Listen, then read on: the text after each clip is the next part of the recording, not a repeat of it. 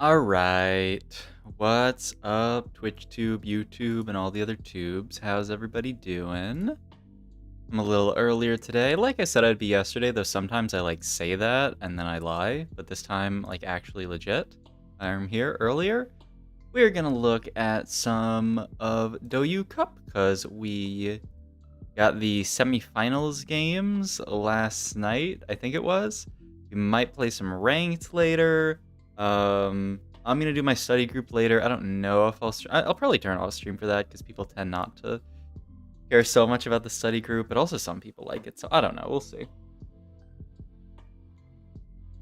Either way, we're gonna hop into it. Just get right into it. I have 6 hours, 7 hours until I'm gonna go to sleep. I want to dedicate all that time to improving at TFT because we have Mecha Cup coming up on Saturday. It's Thursday, so I got today, tomorrow, and then boom, Mecha Cup. Honestly, wait, I should check right now. I should check right now when Mecha Cup actually is. 1 p.m. Okay. Just wanted to make sure. What's up, Finkelso? I just want to make sure that I actually know what time it is, and there's probably some kind of check-in at noon or something like that. That's fine though. But yeah, just make sure I don't sleep too late on the day. So it starts at 1 p.m. Oh wait, no, it starts at 1 p.m. Pacific time. It's actually 3 p.m. my time, so it's gonna go pretty late. Ugh. All right, that's fine. 3 p.m. to 9 probably. Yeah, that is kind of late. Oh, okay, whatever. But yeah, just gotta make sure. What is this? Who streams on? Oh no, this is a Twitch stream. Okay. And whatever. I'm looking at stupid stuff. Okay. But yeah, what's up? What's up, people? This is game 1 of the semifinals. I'll say that in my YouTube intro, so it's all good. My mic here? Yeah, I'm liking that mic positioning. All right. Get this muted. 2x speed. Let's get right into it. All right, let me go get rid of this notification on my Discord. Okay.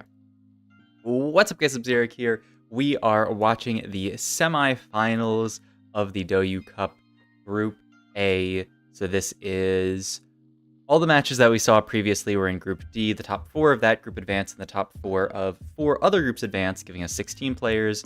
And now we have one group of 8 and then another group of 8. So the top 4 of this probably advanced to the finals, if I were to guess, though I actually don't know that for sure. Interesting start. Man, Chinese players are built different, man. Just pan around in 2 seconds. See 2 players who had been dropped Kaisa. 1 player got dropped to LeBlanc. It's incredible. I don't know. Maybe it's just... Oh, and this person already made 10. Okay. Important as well. That's Luli, right? That's the person who won 90% of the games that we watched yesterday. They won 3 of the games out of 5. Kind of insane. Kind of awkward start. Items-wise for VV. I mean, Ionic Spark's, I guess, the best slam here. Silver Augment start. None of these are that crazy, honestly. You could take Oxforce and just play sort of a generic AP game. Yeah, I think this is the most reasonable. Annie, it's the Annie. So, right now the Augment's not actually doing anything because you already have 2 Ox in. But later, he'll be able to get 4 Oxforce in, maybe 5. And yeah, has the Ionic Spark to be slammed if he would like to. I'd have to imagine that he does slam it, right? I guess we'll see. I heard someone talking earlier about how they actually don't prefer Ionic Spark to slam that much in AP comps anymore, just because your frontline dies so quickly. But I don't know, in a position like this, where you have the cloak, what else does the cloak can become? I don't know. He wins the fight without slamming Ionic anyway, though, so all good, I guess. This player with Pandora's items already slammed a Warmogs on Silas. Ooh. I thought maybe they were just going for some kind of Lucian angle, but definitely doesn't seem that way. Wait. Did they not have a Silas 2? Was it just Silas? Okay, it was just Silas 1. He just looked huge in my head because of the Warmogs. Okay. Then yeah. Just sells the Silas, swaps items over. Maybe they're looking to angle Vex? I'd be a little bit surprised. I think they're just playing the strongest board for now, and they're going to angle Kaisa later. But I guess we'll see. No one with any insane direction yet, except for the Oxforce player and the player who took Hacker +1. Oh my god, was that someone who got the LeBlanc early? The Hacker player, they have 2 Pikes on bench and a Riven on bench. Don't know what the rest of their board looks like, but if they have Pike on bench, almost makes me feel like they don't have 3 hacker. Because I'd be surprised if they are able to do that.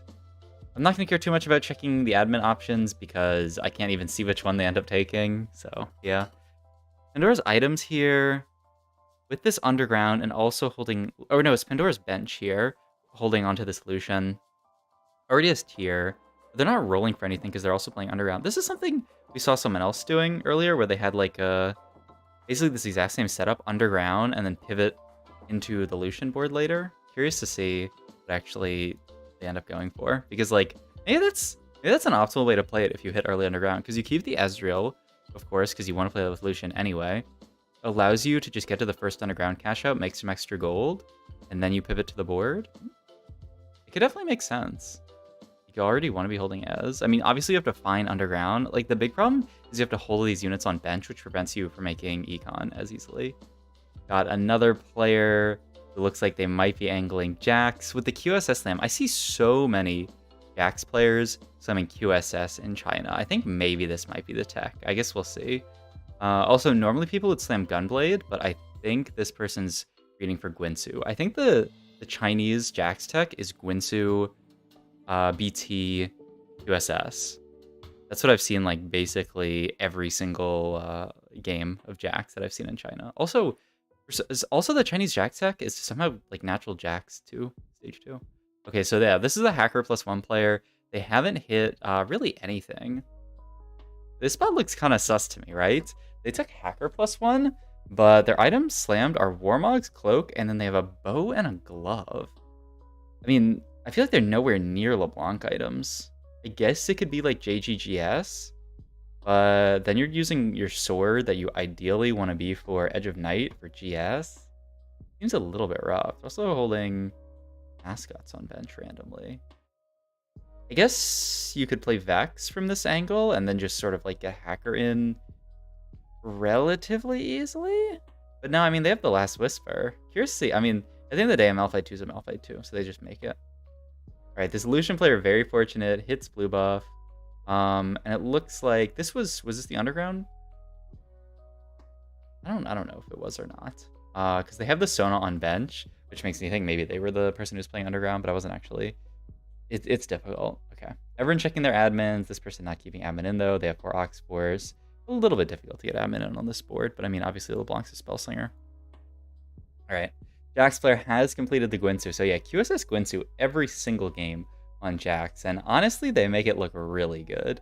It makes these like RFC boards that I feel like everyone NA does seem silly. Like, I don't know. I feel like every time I see a Jax in China, QSS Guinsoo, and they are doing work and like actually top 4ing with it.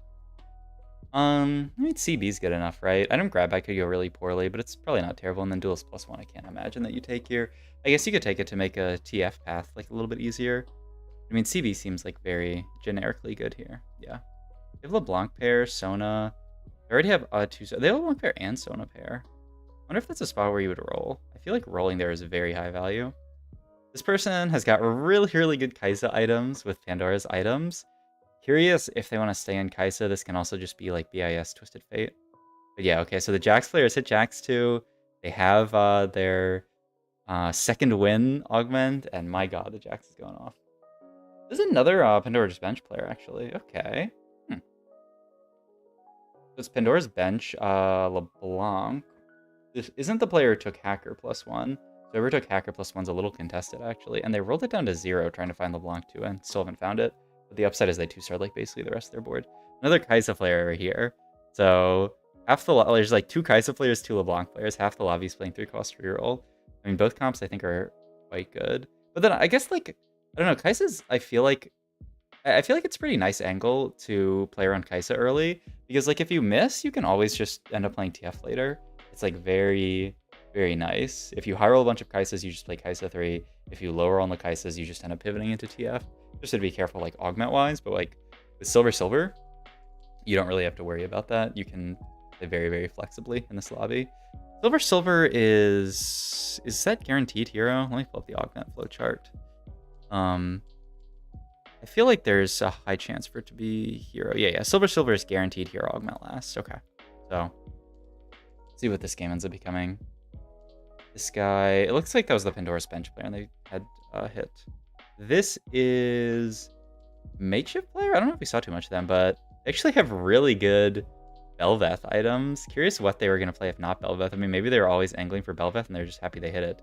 But yeah, I mean, BT, Last Whisper are like BIS, Belveth, Renan's is fine.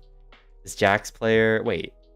Okay. I was going to say, we're looking at a different POV. I was like, there's no way that Jax player's on a 3-loss streak, right?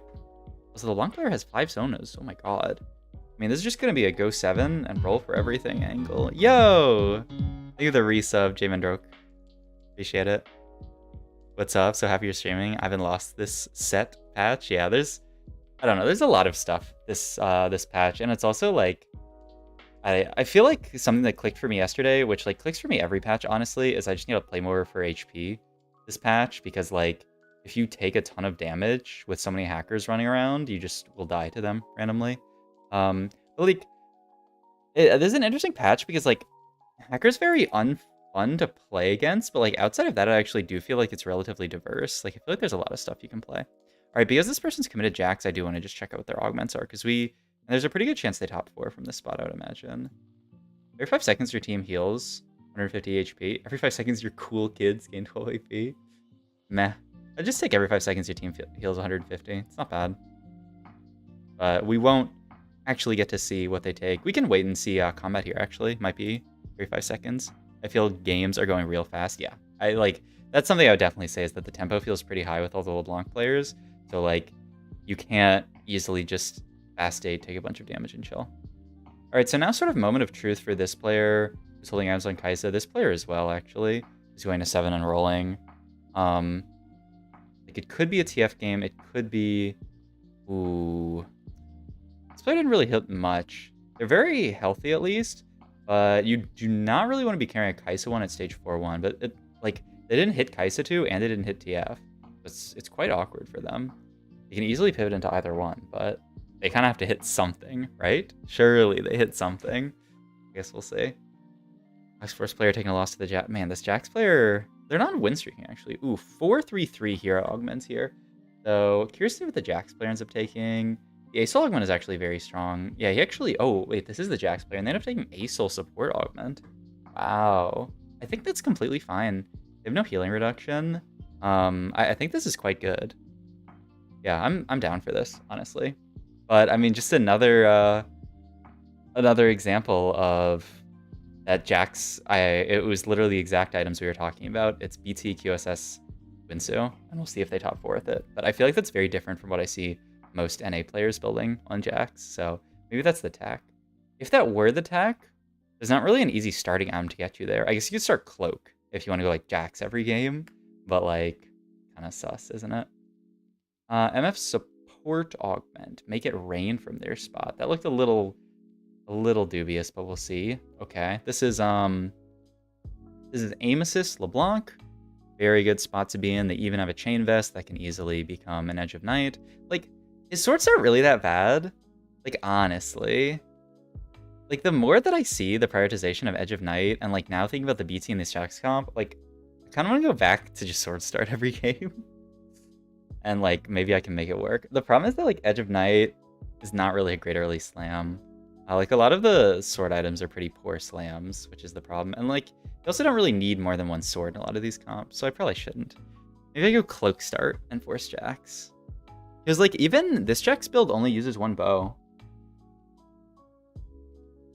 I don't know.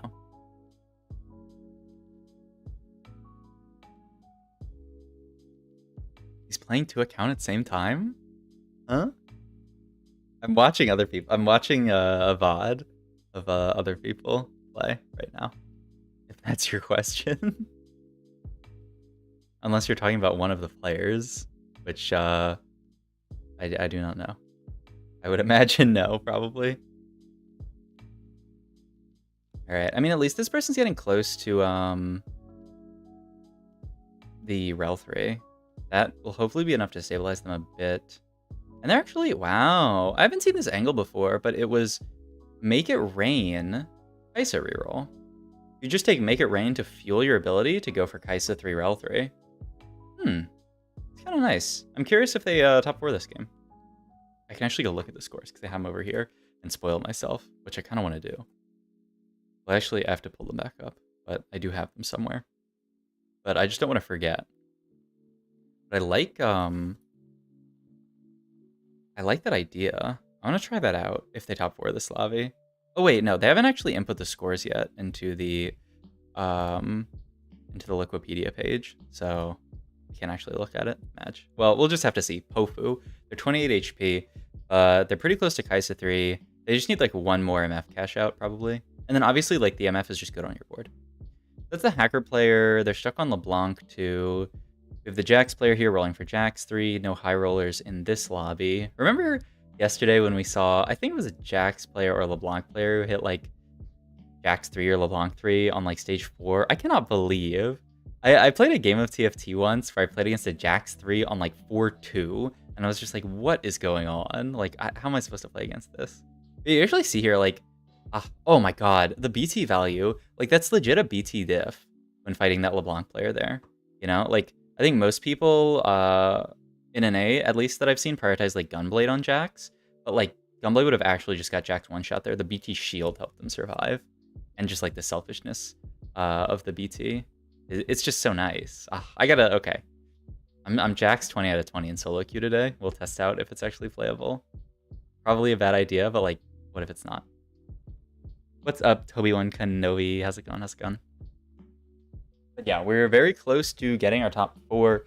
There is someone at 1 HP who just made a Rammus 2. Okay, I don't know exactly what board that is. Checking Pofu's board here. Really not seeing many Kaisas. Seeing a lot of Veins, but that's not going to do it. Have they gotten their... I think they're probably like 1 round off of getting their gold injection, right? Unless they rolled it all down already, and they just completely low rolled on Kaisas, which I'm not sure. That'd be a bit surprising to me. And look, even the Edge of Night on Misfortune. So many Edge of Nights. Oof. Pofu. I mean, they're top 6 at least. Not bad. So at worst, they're a 6th. But I mean, ideally, they would do better than that. Especially because I do think it's a pretty cool angle that they played here. So I'd like to see it do well. I've been able to watch your YouTube for the last month. I'm so glad to see you streaming today. Yo, thanks for watching. Appreciate it. I've been seeing a lot of Brawlers Jax. Oh, really? I played a decent number of games on Brawlers Jax. I've had some good games and some awful games. You should look at Reimplosion and Infinite LP in 1 10-hour stream this patch. Oh yeah, that's true. I didn't watch any of her games. But yeah, I did see that Reimplosion like hard grinded. There's actually like too many people to watch because there's like Setsuko, Reimplosion, Goobums, like so many people like have been smurfing up on the ladder recently that yeah, there's actually too many games to watch. But yeah, we could watch some of Rain's games. I think she's a very strong player. Alright, I'm looking at Pofu. Oof, okay. Pofu out in 6th, so did not end up completely working. We're also checking out this Jax player, and they're 1 off Jax 3, 1 off Lee Sin 3. They did at least hit Riven 3, but it's just a TG on Riven. 20 HP. It's also a pretty unconventional Jax angle with the ASOL support augment. But oh man, the QSS, I feel like in a fight like this is so much value. But I think Jax might not be tanky enough. Just a 2-star, yeah.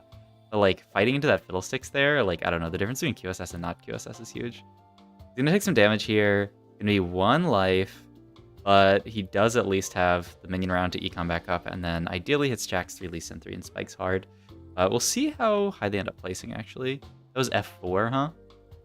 Kind of impressive with Soju's man to stream like 10 hours a day. Yeah, that man is built different. I legit do not understand. I stream for like 4 hours and I'm like tired. I think it's, I mean, part of it is like, I think maybe if I start stream earlier, like I've had some days where I stream earlier in the day and I feel like really good. But still, I mean, he is an absolute machine. Like watching Rain because I think she's not the strongest fundamentals at infinite meta knowledge when tryharding. Oh, I don't know. I think her fundamentals are pretty solid. I don't know. She went to Worlds. I think her fundamentals are definitely good. But I don't know. I haven't watched too much of Rain. But okay. We've hit Jax 3, and my god, he is cooking now. We'll see if he top 4s. This is a really, really close fight for top 4. 6 HP, 12 HP, 12 HP, 18 HP, and then Saupmi,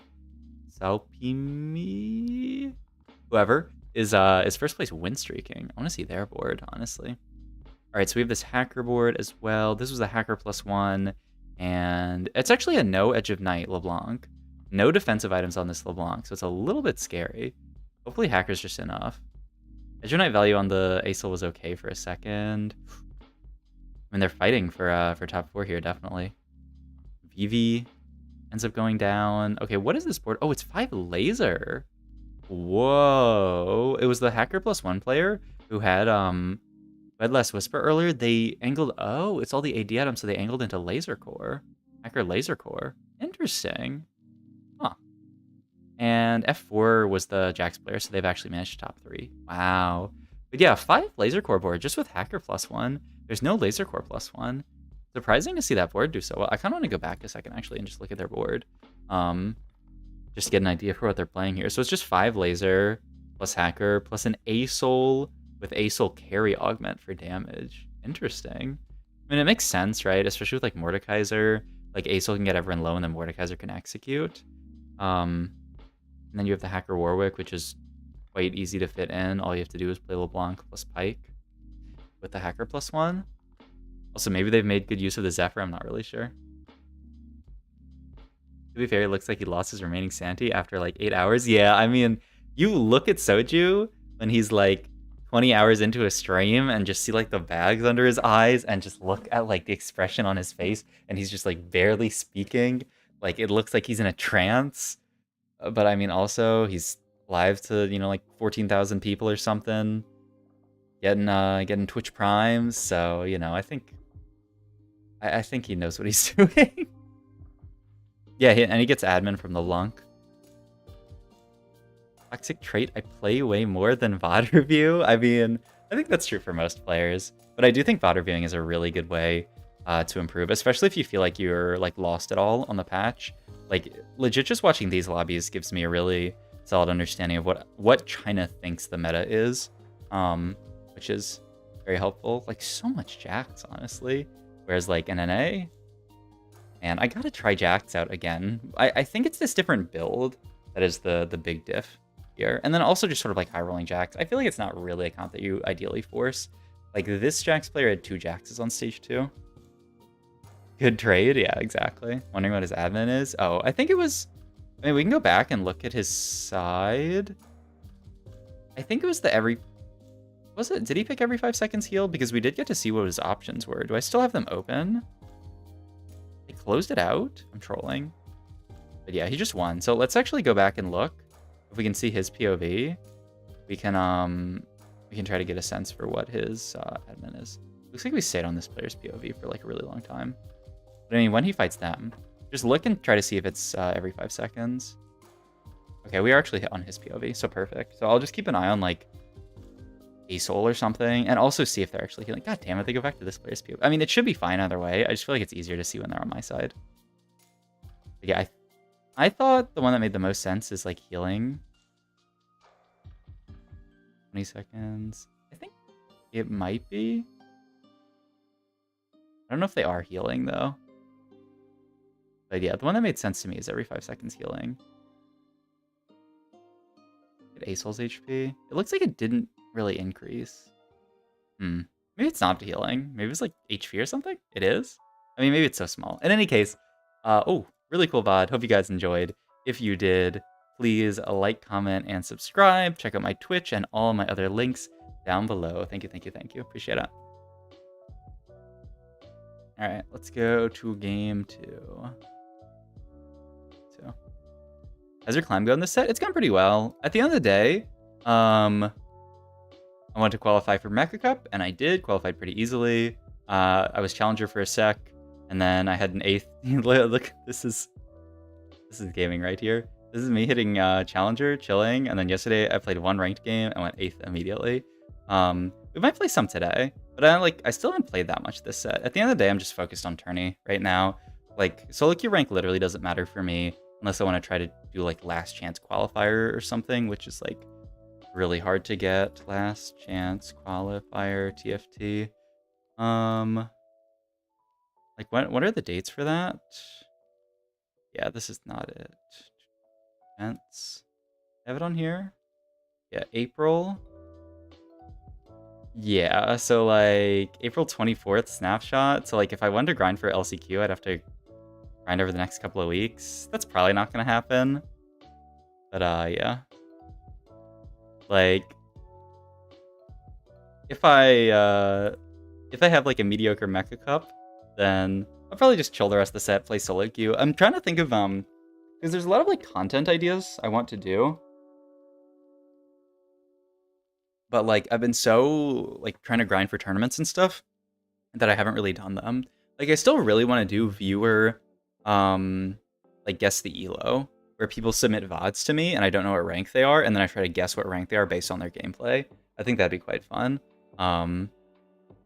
Like I mean that's something I've like slightly stealing from some other games YouTubers, but I think that'd be interesting for TFT. There's also like some people okay, I'm basically like thinking I don't know if anyone on here watches them, but like Gotham Chess. I'm like, how could the things that this guy does, like, are there any cool ideas that Gotham Chess has in chess that you could do in TFT? But like, I don't know. Like he watches like very low elo chess games sometimes, which is like pretty funny. I could maybe watch low elo TFT games, but like I don't know if it would have the same level of interest. I feel like you would be so good at live coaching as well. You have such a calm attitude. Oh yeah, I do that sometimes. I could also just like go harder into coaching. If people want coaching, go my Metafy down below. But I could always do like after Mecha Cup, like just do like a coaching promotion, give people like a discount, and just try to go all in on like coaching people for the rest of the set, which could be pretty fun. That's a good idea as well. Yeah. Okay. So that's 3 ideas already, and then maybe some other stuff. Yeah, I love Gotham. How do you qualify for Mecha Cup? You had to be top. You have to be in the top 156 people who sign up. So let me see if I can find it.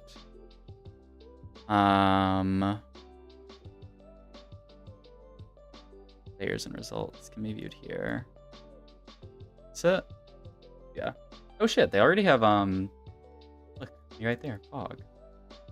But yeah, if you go to official player list, this is everyone who signed up for Mecha Cup. And then they just sort them by rank, and then the top 160 people, I guess? Wait, is this the right one? I think so.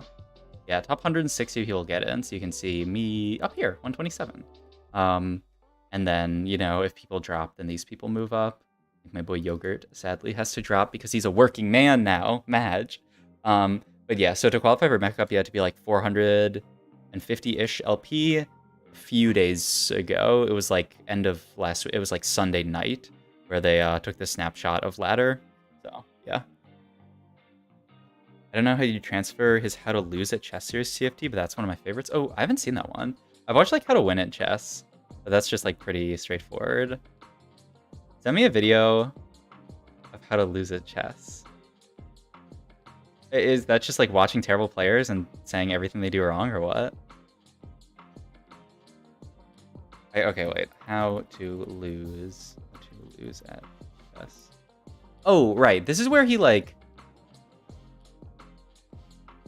This is like similar to like Guess the Elo, right? Where he takes like the worst. Like this is very similar to the like the worst chess games. Yeah, this is kind of what I was talking about. But yeah, like it's different. Like I feel like terribly low elo chess games are like very entertaining. And like low elo TFT games might be somewhat entertaining as well, but like less so than this. Just garbage chess, yeah. You ever do like scripted TFT count, the story of how I won Mecha Cup or something like that? Okay, I've actually thought about that. Wait, let me turn my display capture off for a second, so I don't leak anything. Look at this, okay? I mean, I'm not gonna show this entire thing, but like, I mean, this video is never gonna end up getting made, so I'm gonna leak this. But like, this was me actually working on a script of talking about when I played in that PBE tournament at the start of the set.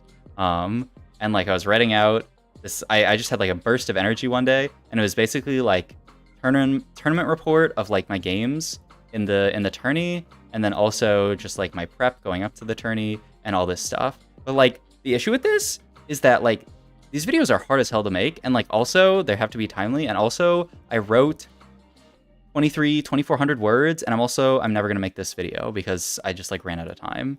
So like, I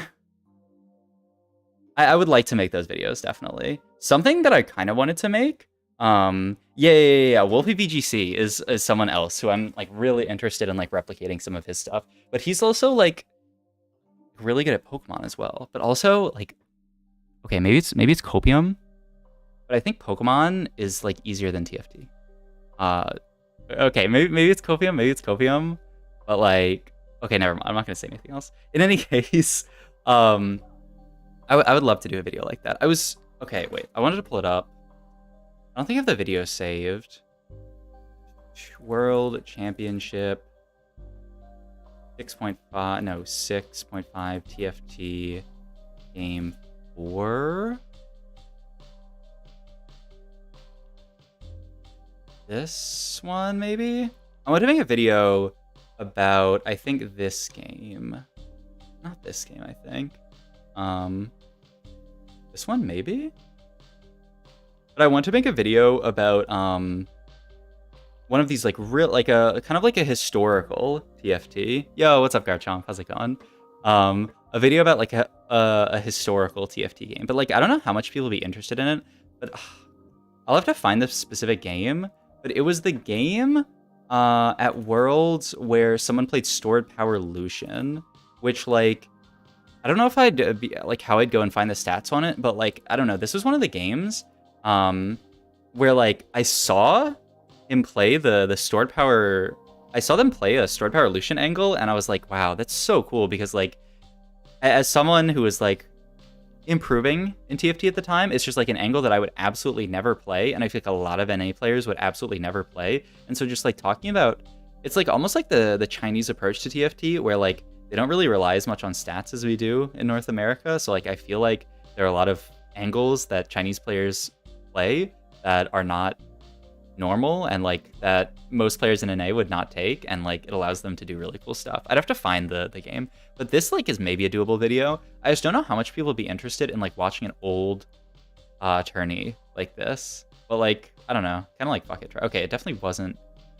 Okay, I was about to say it wasn't this game because there are no hero augments, and I'm like, wait, obviously there are no hero augments. I think scripted game content like Virtual, turning a whole stream or more streams into one video is quite cool. I don't necessarily have to be super timely. I think you can be a little late on tourney recaps and be okay. That's fair. What the heck is Virtual?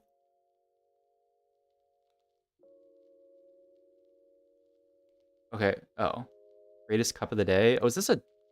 Man, people love these like games where you're a car. Virtual. I've never seen this person before. This is pretty cool though. But I don't know. This is a lot of stuff that I've been thinking. I don't know. There's so many content ideas, but like, I think it'd actually be a really cool idea to make some stuff like this after Mecha Cup. Like, assuming I don't like go first place in Mecha Cup and oh shit. Oh, I have this keycap puller that I got. I got this really cool brush. I got this keyboard brush on Amazon, but then you take apart the keyboard brush and it has a little thing that you're supposed to use to like clear your earbuds, and then like another thing that you can use to like scrape out the stuff in your earbuds. It's pretty lit. Got it for like 12 bucks on Amazon. And it also came with this little like keycap puller thing, but I just put this around my finger like a ring. But for a second I thought I wasn't be able to get it off and I have to like go to the emergency room to like get this thing off my finger. So I'm gonna like stop doing that because that's like probably, I mean, like, it'd be very hard to do that, but, like, it's possible. Blind TFT boxing? Yeah. Yeah, I don't know. Blind TFT. Okay, your shop is Blitzcrank, Silas, Lulu, Poppy. What units do you buy? Okay, I'd like to buy Lulu, Poppy. I place Lulu on A4. Virtual is content where it shows racers' journey to making a record. Oh. Like the process of finding them. I'll watch some of their videos. Let me drag them over to my other monitor. But I think, like, unless I like go crazy in this tournament and somehow make it regionals, which is like obviously unlikely. And like I think if I made it to regionals, like I think I'm pretty good at the game, but like not as good as like these players. If I don't make it, then I could just use the rest of the set because we have like 2 months of the set. left, right? I just use the rest of the set to like try to innovate content. That'd be pretty cool. Okay. I'm like super motivated. Maybe a viewer tourney? Oh, I would love to do a viewer tourney, but I don't know if people have I don't know if people have enough, like I don't know if I have enough people. But maybe between Twitch and YouTube and like people in my Discord, I'm down to like I could like put out a form and get interest and see like how many people I would actually have. But then like I know some people are gonna drop. And like I don't know. I wouldn't be able to sponsor like a huge prize pool. So but I don't know. That could definitely be fun. But yeah, okay. Actually, so that sounds so hype. Okay, so second half of the set, assuming that I'm not like playing in regionals, which like I don't want to jinx myself, but like yeah. I'm down to try to innovate a bunch of stuff and content for my channel. Because I do feel like my content has been like, I mean, you know, I've just been sort of like doing the same thing. Just top 4 Mecha Cup sus? Okay, like, yeah. And then I was also looking at LCQ, but like, ain't no way. Well, maybe, but probably not. I'm down. I mean, if I top 4 Mecha Cup, but like, just a contingency for if I don't top. Like, obviously, we're gonna top 4 Mecha Cup, but like, just a contingency in case we don't top 4 Mecha Cup, right? Like, it's always good to have contingencies, you know? Like, I work a 9-to-5 job so that if people don't gift 1,000 subs a stream, I can still, like, buy food. So, you know, it's always good to have a contingency. So my contingency for not top 4 Mecha Cup is we're gonna innovate our TFT content on YouTube. And, like, I don't know, maybe do some cool streams and stuff. But more like, I don't know. I don't even know how to innovate Twitch streams. I gotta like get some like props and shit. I gotta get a green screen, but like, okay, that doesn't really matter. Anyway, this is the world's longest tangent. Let's watch some more TFT. All right, this is game 2. What's up, guys? Sub-Zero here. We are watching game 2 of the semifinals of China's Douyu Cup. Game 1 was really interesting. Still seeing so much jacks, honestly, in this tourney. But yeah, should be very fun to watch. Innovating TFT streams seems so hard. I feel like TFT YouTube has so much room for innovation, though. Yeah, I don't know. TFT streams, like, you just like kind of play TFT, right? I mean, I'm sure there's some more stuff you can do. I haven't even thought about that. Oh god, there's so much. There's so much that can be done. If anyone has ideas for innovating TFT streams, tell me and I'll steal your idea for fun. Let's check this. They have an early LeBlanc and an Edge of Night. I'm actually really curious what admin they take. I mean, we're not going to get to know what admin they take unless we like actually check it, because for some reason main broadcast doesn't let me know. Innovation is hard, yeah. Well, if it was, we do these things not because they are easy, but because they are pog, you know? Like, let's look at these admins. I've seen so many people take this one. HP, like, free Thrill the Hunt also doesn't seem bad.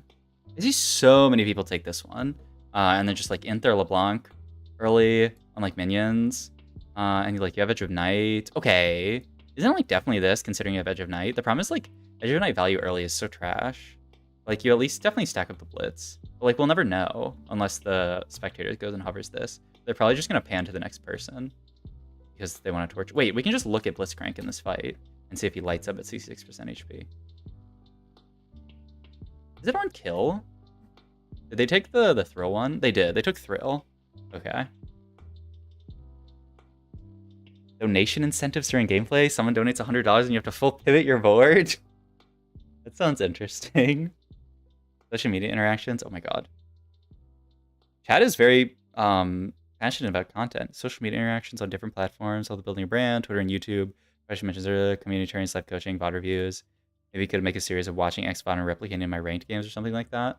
I wanted to I mean, it's kind of what I do in most VOD reviews, but I wanted to like try to do a series of like me watching VOD reviews and like trying to get like the perfect I don't know, it's really hard, but this idea that like when I'm VOD reviewing someone, I try to predict what they will do, and like the perfect VOD review would be me predicting every single play that they make. But like obviously if I was at that point, then like am I really VOD reviewing?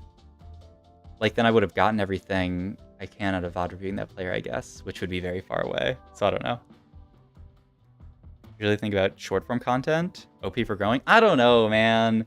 I posted a few shorts, and like I get like a few views on them, and like I guess now they're actually monetized. So that's something. Oh, Gadget Team +1 by the way, and an IE for their NAR. This guy's spot is kind of illegal. And they can just, oh, I didn't really think about it, but Draven's actually an OP item holder for NAR, huh? You just slam like your IE Last Whisper, BT. I guess you can't slam all of those. If ever makes through his coaching videos, I'm seriously looking for coaching later on. I know there's something I'm missing and the reason I haven't been able to get to GM. Oh, I mean, my Metafy link is down below. You can schedule a session with me whenever you want.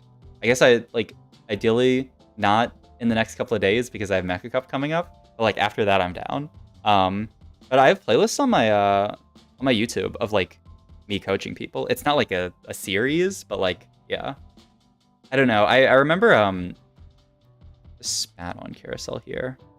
I remember talking to some people at, like, Metafy and how they were like, oh, you know, you could do, like, content with coaching, like make a series being like, oh, I want to take, you know, these few players and like try to coach them to X rank, which would be really fun. But like, I guess you kind of have to get the right people. Is another, ain't no, okay, I was gonna say, ain't no way they're playing Jax from there. I got 80k views because my mate posted a video of me chucking a beer. It can't be that hard. Well, okay, the other thing is that it's all about like niche, right? Like TFT is a very specific niche. Oh, this scope weapons player is potentially definitely wait. Is that scope weapons player angling Jax? I mean, they have a JG slammed, which doesn't really look like it though. Okay, I'm very curious to see what this player ends up going. This is F4. After Mecha, I'm excited to see you compete. I got to where I am on TFT because your content. Thank you. Any content you make is always useful. I appreciate it. Happy that you enjoy my content. Okay, this is, I guess they're angling Jax here with like Winsu JG. They just don't have the Jax yet, but they do have some stuff in. We'll see. TFT is not that niche though. I don't know. Compared to like, okay, like compared to like people who make like video essays about random garbage. Like I watched the new H Bomber guy, and by the new, I mean it's 4 months old. The new H Bomber guy video. I don't know if you guys watch that video or that guy's content, but he just does like video essays on like oftentimes like video games. Like that, like anybody can watch that content and be chilling, you know? Like there's a lot of content like that, you know, sort of like Ludwig stuff. Like there's a lot of content creators on YouTube where like anyone can watch their stuff. But like obviously my stuff is more like TFT educational. Like some random dude who like plays Valorant all day is not gonna like watch my TFT videos, probably. Summoning Salt? I haven't watched any Summoning Salt. You're charismatic and educational, then consistently subscribe to a couple ideas at a time. You'll grow your viewership in no time. Appreciate it. Yeah, it's definitely a fun little thing. Just like working on content, streaming, all that kind of stuff. It's been very nice. Very enjoyable. Oh, they immediately took Last Stand. They're still sending it at 3-2 though. I want to see more of their roll done, honestly. That person hit their NAR. Ooh, I mean, they have Hacker +1. Oh, really? Oh, was that the person who had the healing augment? No, it wasn't, right? I guess their admin must be something healing related though. Because like they took first aid kit in that LeBlanc comp instead of like Axiom. Is Axiom really like that bad in LeBlanc? I mean, this person took it, so it obviously can't be that bad. Like I know like theoretically she's gonna have to like finish her casts to get but like I feel like chaining casts is pretty good. Also, there's 3 people in this lobby with LeBlancs. You could just go to Worlds. I bet that helps on viewership. Okay, yeah. That is true. Yeah, the other option is I do no content and I just grind solo queue and hit rank 1, and then like that is also good for viewership. Kaisa board. Okay, another Kaisa board. How did Kaisa do last lobby? No Kaisa player top 3 or top 2. I don't know if any of the Kaisa players top 4'd. I think the player who played Kaisa ended up going like 6th, right? So the person who had the MF augment. But yeah, being very high ranked also helps a lot. So there's multiple ways to go about it for sure. That's probably like legit the most consistent. Like, you ever try to rank to challenger? I mean, I'm usually around Challenger. Not to... I'm usually, like, hovering GM Challenger. Like, I was Challenger yesterday, I think, and then I played one game, went 8th, and dropped below the Challenger cutoff. But yeah, I'm pretty much always, if not Challenger, then around Challenger. Yo, what am I looking at? Wait. Can we just go back and look at this board? What is this?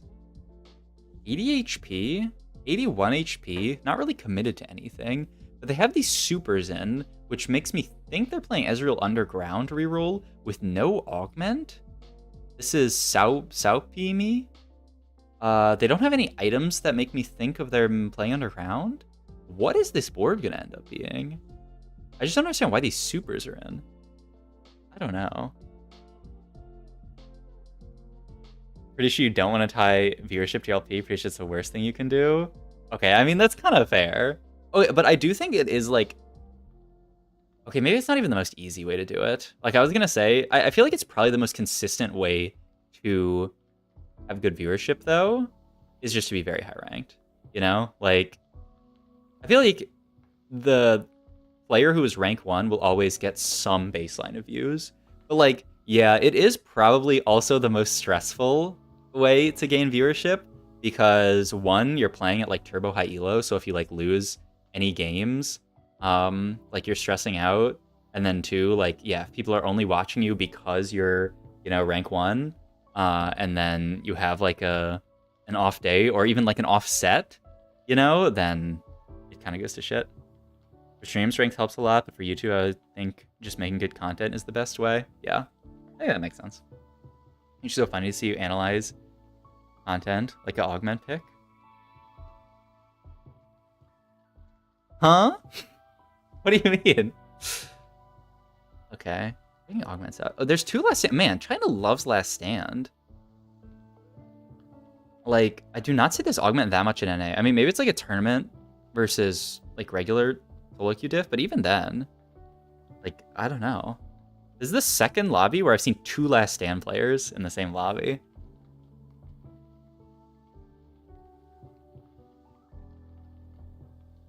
Also, Garchomp, doesn't your YouTube literally say, like, Garchomp Pro Challenger guides? I mean, I guess, like, if you think of, like, Challenger at the baseline being good, and then, like, you can just put that in your titles and your, like, your channel title and stuff. But yeah. Draw them in with rank 1, keep them with your personality. Dish Soap YouTube? I haven't watched Dish Soap's YouTube. I know he's posting some stuff. Also, okay, wait, can you explain further what the comment Dish Soap YouTube question mark means, actually? Because I don't... Unless... Okay, yeah, but can you explain further? Alright, 4-crossed 3-3-4. Where's the Gnar player? Did they hit Gnar Augment? I mean, sure, they hit Gnar Augment with 3-3-4. Ooh! That's the healing one, right? Is it called Back for Blood? The one that gives her Omnivamp? Wait, what? Wait, that's really what he took? Did he roll? Wait, let's go back and look for a sec, actually. Yeah, he rolled all the way down. Oh. Does he have Sure Shot +1? Wait, was he digging for Samira and he missed because of how many traits he had in? I guess it's possible. He got Hacker in. I'm so dizzy just looking at this board. He's 69 HP. He's hackering in an Ezreal that he found on 7. He's 4 hacker in here with all AD items. This is like way too dank. It's kind of a sick board though. And I mean, now you can hacker the... Well, I mean, she already has so much Omnivamp that, like... I mean, I guess it can't hurt, but like... Okay, maybe it's just like once your frontline dies, like you end up in this situation, the Omnivamp doesn't matter that much, but pretty interesting. All I need to be is Chally, which I can do consistently, no sweat. I don't need to be rank 1 for my stuff to work. Yeah, that's fair. I feel that. It's actually, okay, so this guy ended up pivoting to Riftwalker. I mean, I think that kind of makes the most sense from their spot. They ended up pivoting out of the supers, which, yeah, I couldn't really imagine them playing some kind of supers board. And, like, I do think, like, I an angle you can play with Battle Mage is this Riftwalker like Viego carry, though they actually fought Pofu with Riftwalker Viego, which is pretty funny. Grenade Ezreal Compliment. I like you as the quintessential educational TFT content creator, Pog. Thank you. I appreciate it. I mean, that's what I would love to become. I think we're doing a decent job, but we can always do a better job, right? He's well known, but not much viewership on YouTube. Oh. I mean, he's very well known, yeah. I mean, he's like one of the best TFT players in NA. So I feel like wait, this guy's double mascot spat, by the way. Huh, interesting. But like, people like Dish Soap and like Soju, it's sort of, I feel like they're not very replicable. Like, they're just sort of like monsters. And like part of their success is due to how like hard they grind, and then like Dish Soap, it's also just due to how like good he is. That's not really something that most people can replicate, I would say. Like, I don't think I can easily just be as high rank as Dish Soap, or like stream as much as Soju, and also be as good as Soju, you know? I think it's new channel, plus he's trying to hit a niche that's oversaturated. Oh, Dish Soap? I mean, I think he'll get there. Like, it's a very new channel, right? I don't know, I can channel audit him and see, because like there's some TFT channels who just like don't do like good YouTube meta stuff.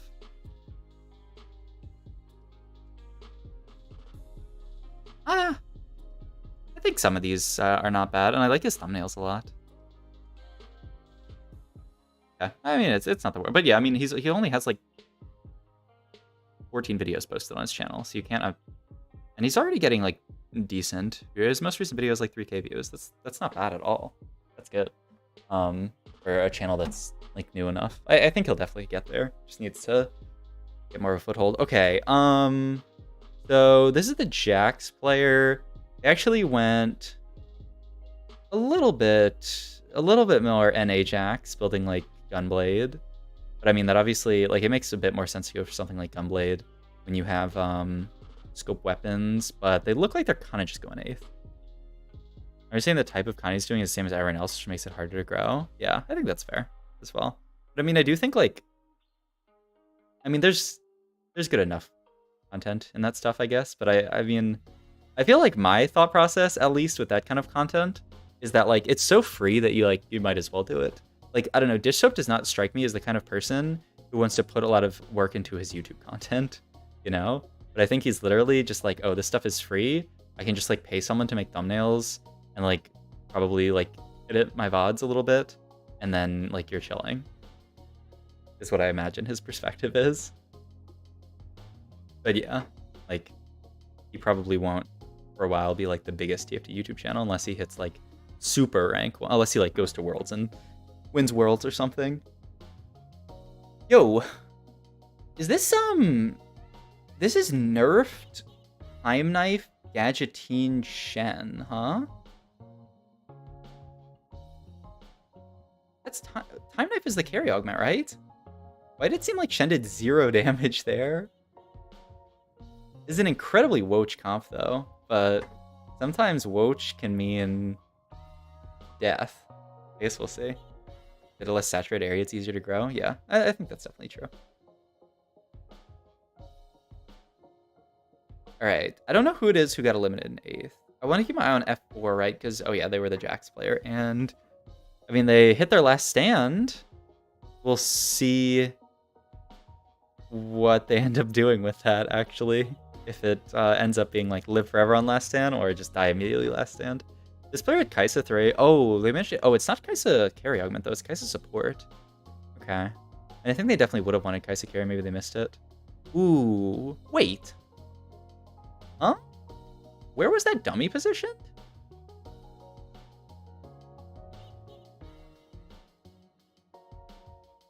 Anyone know why Gnar walks up and hits this dummy here? Like, why doesn't he hit Kai'Sa? Am I crazy? Didn't he target Kai'Sa in this position? He lands like here. Well, yeah, he lands right here, and Kaisa's here. He like tries to follow the Garen and then ends up on the dummy. Huh. I thought for sure he would target Kaisa in this fight. I mean, I don't really... Oh, because Kaisa moves. It's because Kaisa walks to the right. What's up, Andrew? Because they backline their entire front line. So Kaisa walks to the right, and then Garen walks up. What a weird fight. So because Kaisa walks to the right, and then Garen walks up, then Gnar hits here, and then Garen's closer to Kaisa, and then he follows Garen to the front line. Huh. I guess that's sometimes the downside. Yo! Thank you for the sub. I don't know how to pronounce this name at all. Lipofushinosis? Unfortunate for the Gnar player, I guess. That's wild positioning. I can't believe that happened that way, but alright. Like your content, keep it up. You're so calm, and the way you review is great to watch. Appreciate it. Thank you. What do you think the difference between Master and GM is? Currently trying to make my way to GM. I think once you hit GM, like below Master, I think most people... Oh shit! Thank you for the sub as well, Jowser. Thank you. Appreciate it. I think everybody below GM or below Master, sorry, tends to make like they very frequently make similar mistakes. Like most people below GM, or I don't know, keep saying GM, below Masters often have trouble like slamming items. Like they often greed items too much. They don't make econ enough. Like they greed a bunch of units on their bench. They try to either play comps that just aren't very good, or they try to play too many comps and like end up super dizzy. Also, we have our top 4. Where did F4 ended up going 7th? Okay. And then Pofu also went 4th. This Kaisa board is being chilling. My god. I think once you hit like Master tier, I feel like getting to GM is like more about... I mean, climbing at any rank is about just improving upon like the little stuff in TFT, but I really think once you hit... once you hit Masters, you have a basic understanding of all the fundamentals, and it's just improving everything a little bit. So, like, without seeing your own gameplay, I can't really know exactly what your issue is. Like, for me, I think it was, like, playing better TFT, not playing, like, flowchart-style TFT, where I just, like, see a comp on a meta site. Like, when I was learning the game, I would just, like, look up meta comps on, like, meta TFT and say, okay, I'm going to play these units, and we're chilling. I'm going to put, you know, these 7 or 8 units in, and then, boom, we're all good. And then, like, I started watching really good players and realizing, oh shit, thank you for the sub as well, Vintium. Or Vintum. Thank you. I realized that, like, okay, wait, I actually have to, like, play good TFT. I have to, like, play what I hit. Don't always play the exact same units every single game. So, like, maybe that's your issue. Or maybe your issue is that, like, you aren't very clean at win streaking or lose streaking stage 2. Like, maybe you are giving up free loss streaks by not intentionally losing the final fight. You know, there's stuff like that. I think, I mean, the easiest way to get better at TFT in general is just to watch players who are better than you. It's so free in a game like TFT that's all about decision making, is just to do stuff like this. I mean, I like watching these Chinese VODs, but like honestly, the most optimal way is to watch like a VOD of an actual player where you can see every single decision they make, think through all their decisions. The best way to do it is to pause between every like individual decision. And so like you see a shop, pause and say, what units would I buy here? And the big stuff is like see augments, pause and say, what augment would I take here? And then when they take something different from you, say, okay, why did they take this? And is what they took better than what I took? Also, that's the end of the VOD for YouTube people. This commentary was kind of everywhere, but I hope people on YouTube still enjoyed it. It was an interesting game, won by the Kaisa comp. I try to talk more about the games, but I feel like we had a lot of cool conversations in chat. So hope you guys enjoyed the YouTube VOD. As well, if you did, like, comment, subscribe, check my Twitch, and I'll write the links down below. Thank you. So many subs. Yeah, I appreciate it. We got the hype train, Pog. I swear Last Stand is just not good. What are the stats on Last Stand? But yeah, I was surprised at how much I was seeing it here. 4.44. I mean, that's average as hell. What's up, Not Plurpy? Gotta support the GOAT. I appreciate it. How many subs are we up to now? Like 104, I think? Wait, I think this just... Yeah, this is just gonna replay. Oh god, I don't want to replay all of them. Okay, I'm going back. I'm sorry. Don't want to replay it. It's average stats, but I swear it's not good. I mean, stats don't lie, though. Garchomp, right? He'll go 1 HP and then never went out? It's like this guy's never watched Soju. Like... Oh, I do remember watching Soju do that exact thing, and then he didn't win out, but he didn't lose out, you know? He went like 3rd or something. I don't even think it's necessarily good in tourney. I mean, I think it's good in positions where you're lose streaking really hard and you know you're going to die, but you want, and you're playing a win out comp. I do think I do feel like this patch, HP, just sacking a bunch of HP is pretty rough though. Because of just the prevalence of Hacker, especially if you're playing a board that doesn't just auto win against Hacker, which is most of them. You know, if you're playing, I guess the Jax board can theoretically hit a point where the Jax isn't gonna get one shot by Hacker. But you know, if you're playing Spell Slingers or something, you take a bunch of damage early, and then you get hackered and you just die. That feels rough. Lose HP over the game by being down an AUG? I mean, yeah, that's definitely true. You get your 1 place by having board strength. Depends on the comp. Yeah, I mean, you are playing down an augment the entire game, but the hope is that you can spike hard enough once you hit it, once you hit the last stand value, that you don't lose for a while. But yeah, I don't know. I don't think I've taken it in tourney. Bias data SMH. Nah, the data doesn't lie. But yeah, I don't know. I think it's got its place. I can't remember how the people who took it, because there was another game where there were 2 Last Stand players, and I don't remember how well they did with it. But I don't know. Imagine you take Last Stand with a 4 underground opener, and then you just have some huge cash out, and then, you know, play some insane, just Legendaries board, and then you just win every fight and win out, you know? I think it's okay with OP with underground, but IDK if I would take it otherwise. Okay, so yeah. I think that's fair. Alright. Let's watch game 3. Give it up for game 3. Also, Garchomp, because you're in my chat. I was gonna... Okay, I don't know when Joe wants to do study group, but I could kind of do study group whenever. I was gonna wait to do it at normal time. But obviously I'm streaming now, so I could kind of do it whenever. I was just gonna stream for a while and then turn stream off for the study group, in case people don't want to leak the tech. If you actually dropped 1 HP, does Last Stand proc anyway? Oh, you're saying if you go down to exactly 1, but you don't go below 1? What's Last Stand say? Oh shit. Thank you for the 100 cheer, Jowser. Appreciate it. What does Last Stand actually say? Because I don't know if I've been in that spot. Anytime you would be eliminated or reduced to 1 health, instead remain alive. So yeah, if you would go to exactly 1, you still proc it. I am on campus, ATM. Oh, okay. Look at this guy. Doing the important stuff on campus. Watching twitch.tv/SubZeroArc. And chatting.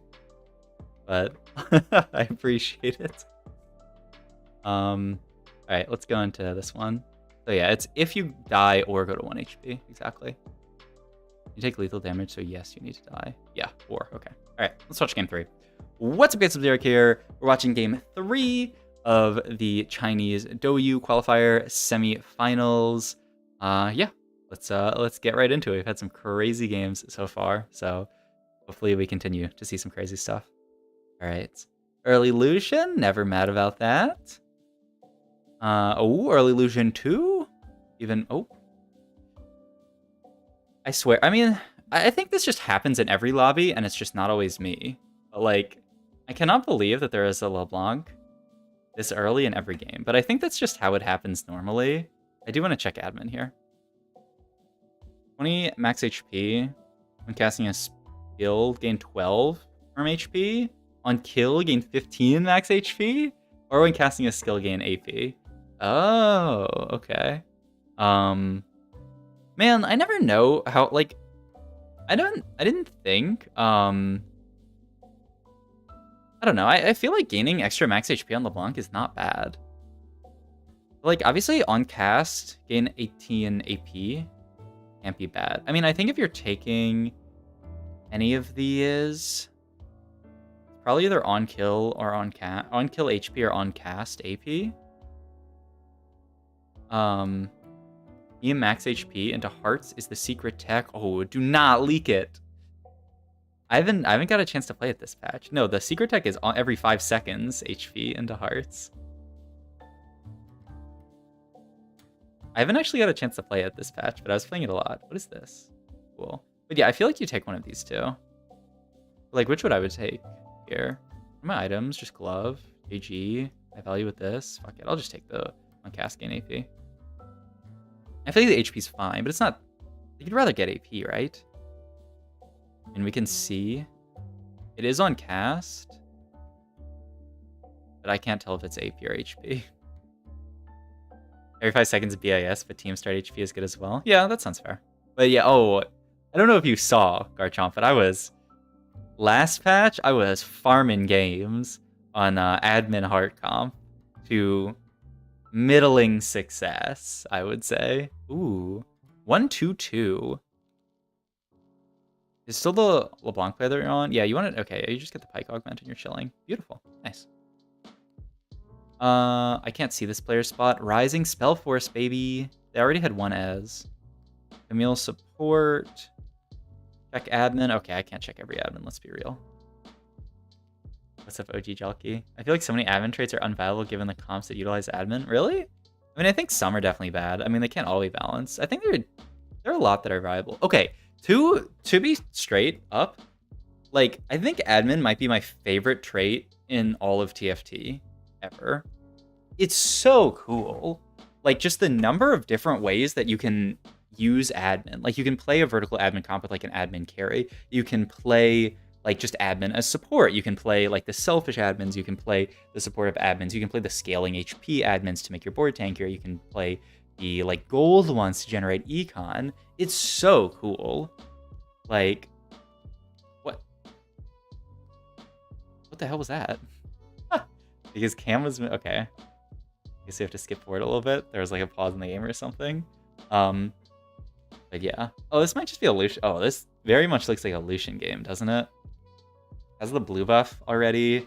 Has the Camille augment. Already has basically like everything. Yeah, I don't know. Okay, I don't know why it doesn't show Renegades highlighted on the right. Am I going crazy? Like, didn't they have Silas in? They do. They have 3 Renegades in.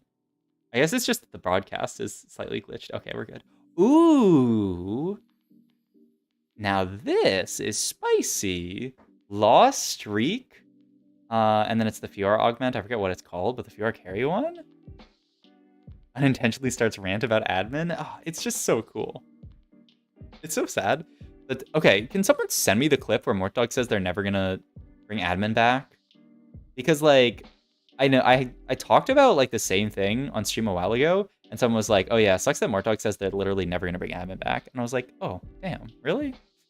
But like, maybe I just got baited by chat. That's the copium. This player, I mean, maybe looking to still play LeBlanc. I guess we'll see. Grand Challenge. That's the name of it. Thank you. Thank you. Thank you. Yeah, Grand Challenge. Ah, chat too helpful. There's no way they're never gonna bring it back. They can change mine for sure. Yeah, that's true. Like, it reminds me when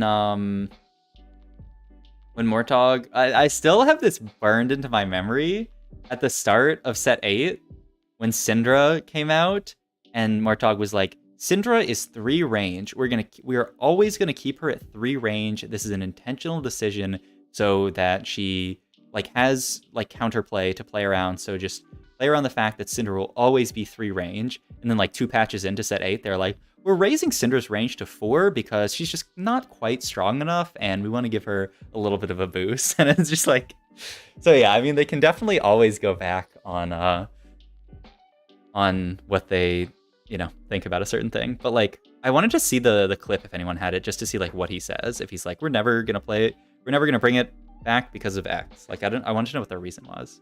As it has to be basically the highest skill cap augment in the game. Yeah, I mean, it's just, it's like, it's got the most like possibilities for sure. Sunfire Mormogs on this Grand Challenge Fiora. Interesting.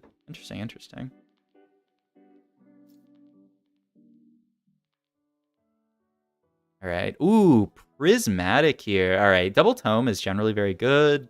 Rips it, immediately gets admin, and he also had Hacker. This one's a little worse though, right? What are you looking to take here? Nothing? Takes Renegade and then checks their admin. Okay. I mean, we're seeing a LeBlanc game here, probably. I guess maybe they could pivot into something else. They don't have Shen though. No hacking. And they're also five admin. I don't know what their admin is. Hopefully broadcast will hover it, but let's be real. You're saying TFT devs don't deserve my trust either, Sag. Oh, I mean, they're very good devs, but it's just when a TFT dev says X thing will never happen, take it with a little bit of grain of salt. But, I mean, still, dev team is goated. Like, I'm not saying this to flame the dev team at all. I'm just saying it because it's funny.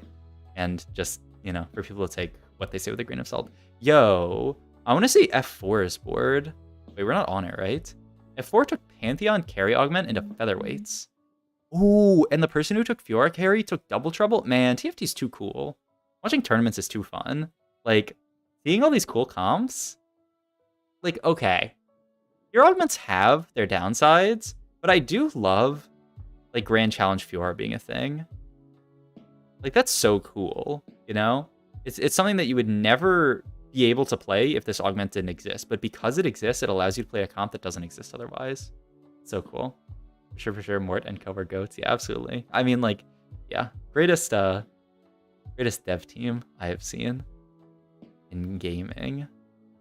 Underground game for VV with high-end shopping. Hopefully they can just go fast 8, play a bunch of 5 costs, have a good time. Yeah, they're slamming whatever items, trying to play strongest board. They have this Jax 2 on their board randomly that is going to do some work.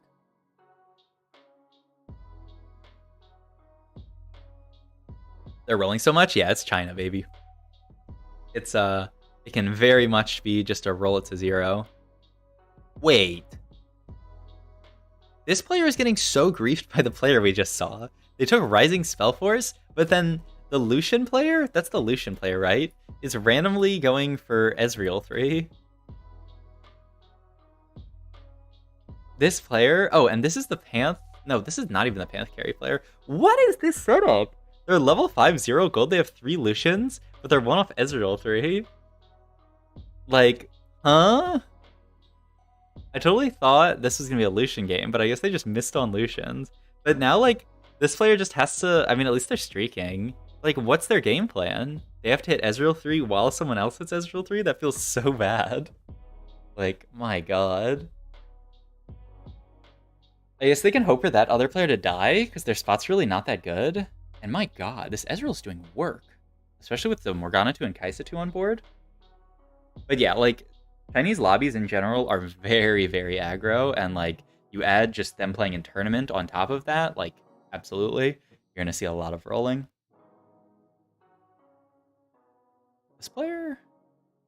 They're stuck on Kai'Sa too, but like, my god, look how much gold they have. Like, they're halfway to level 8.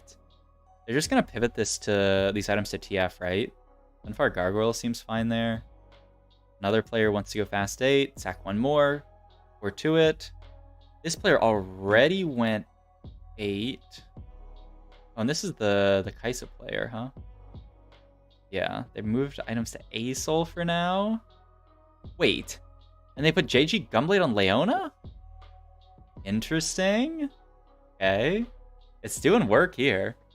Is Rowan that smart in NA EU lobbies or would not work as well? The lower elo you go, the worse it actually is. Like, the more greedy you should be, the lower you are. I think, like, if you get into, like, challenger lobbies on NA, it can sometimes be correct to roll that deep. But, like, if you're, like, gold, plat, diamond, low master, like, you should probably play much greedier than these players play, just because you're not going to get punished for it. And, like, if you can ever play greedy and not get punished, it's basically always correct, too, in TFT. It's actually, like, kind of an interesting thing, where, like, you actually get punished for playing how you would play in a high elo lobby. Like, if I play the same way I would normally play in, like, a challenger lobby, in like a gold lobby, if I, like, get on a Smurf account or something, I can actually get punished for that. Rolling right now is good, but usually sus. This meta is super 3-cost heavy, so rolling early is strong. Yeah. Can Leona crit? I don't see why not, right? I believe she should be able to. I'm from EUS, and they almost always never go 7 on 3-5 and roll there. Oh, really? I feel like that's a pretty, like, common thing. Like, even if you're not playing like turbo aggro, also this player managed to hit Leona too with the high-end shopping. But this isn't the person who had their like Gunblade GG on Leona.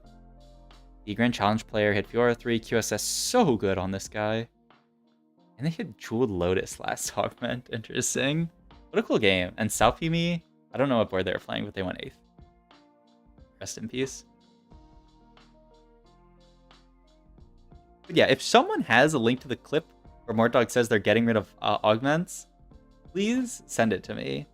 Because I want to see exactly what he says. I mean, this ends up being a pretty good board, and it's just Asol primary carry. This is the other level up player. Their board's a bit more sus. Ends up being like a Riftwalker Renegades board. But like with no real items on Jin. Like, yeah, I feel like there's no way they're getting through this Grand Challenge Fiora. I don't know. This player looks like they're in a pretty bad spot to me. You even watch Super Mario movies? Have a good stream tonight? Pog, yeah, have a good time with the movie. I want to see that sometime. I've heard that it's pretty good. And I'm like late on, man, there's too many movies to watch recently. Like there's so many good movies that came out recently. Or just like, I don't know, at least movies that I want to see. Yo, anyone hyped for the new wow. You see this person trap their Alistar so that the LeBlanc would ult it? Really nice stuff. That's such good counterplay. I've seen people do that exact thing before. Makoto Shinkai. Are people hyped for the new Makoto Shinkai movie? I haven't even watched the trailer because I want to like spoil myself on it, but it's supposed to be coming to the US like tomorrow or today or something like that. Fog. Pretty sure level up has to be the worst played augment in the game. I'm pretty sure it's OP 99% of the player base is awful not playing it. Yeah, I've been getting like ads on Instagram for it. I think it's coming to the US like, I don't know, today or tomorrow, something like that. I forget what it's called. It's called like, is it called Suzume? Something like that. But yeah, I don't really know anything about it because I'm trying to just avoid spoiling myself at all about it, but I'm very hyped. But yeah, I don't know. I think I mean, what's your take, Garchomp, on the right way to play level up? I remember seeing people take it in the last Chinese tourney that I watched. Then obviously I think that was set 8 base, but I saw a lot of or no, I think it was really early on 8 maybe. I saw a lot of people like hard loss streaking and then just like 3-2 or 3-5 going 7 with infinite gold and then just rolling it down for strong board. I mean, I do feel like level up's a very difficult augment to play though. Because like, I don't know, very small decisions that you make can have drastic changes in how your game ends up looking like. I think hard lose streak is correct unless you have mega high roll. Yeah. I haven't got a chance to play it recently though. And the stats look really bad on it, right? But like you said, that might be another situation where the stats do lie. You're on level 9 with level up by 5-2, your bot 4. Yeah, that's fair. 5-2. I mean, yeah, the way I was seeing most people play it in China was hard loss streak, and then like fast level 7 at 3-2 or 3-5 if you're like a little poorer. Roll down, hard stabilize on 7, and then you win streak, and then you push levels with your win streak. Which, I mean, in theory sounds really good. Especially, I mean, that was last patch, but even still like this patch, I mean, we're just not really in like a super 5-cost heavy meta, right? Like I feel like you could stabilize really hard on 7. It's not like one of those, it's not like, what was it, set 6 Kaisa meta, where like you roll down and find all your 5 costs and put them on the board and you win. Like it's very different. Or even like earlier set 8, where like Fiddle and Urgot, where like the second you hit Fiddle 1, Urgot 1, you slap them on your board and they do insane work. At least they buffed him a little bit this patch, right? My god, this Fiora board is doing... I mean, these augments look so good for the Fiora board. With level up, you should stabilize at 8 at 3-5. Yeah. I mean, I think in some situations you definitely can. But like, I don't know. If you don't roll at all, if you hard loss streak, you don't roll at all until 3-5, playing level up in a prismatic lobby, you'd be pretty low, huh? I don't know, I kind of like the idea of swinging it, because yeah, I would usually try to fast 8. I mean, it depends on how much the lobby puts pressure on you. and like how much you hit.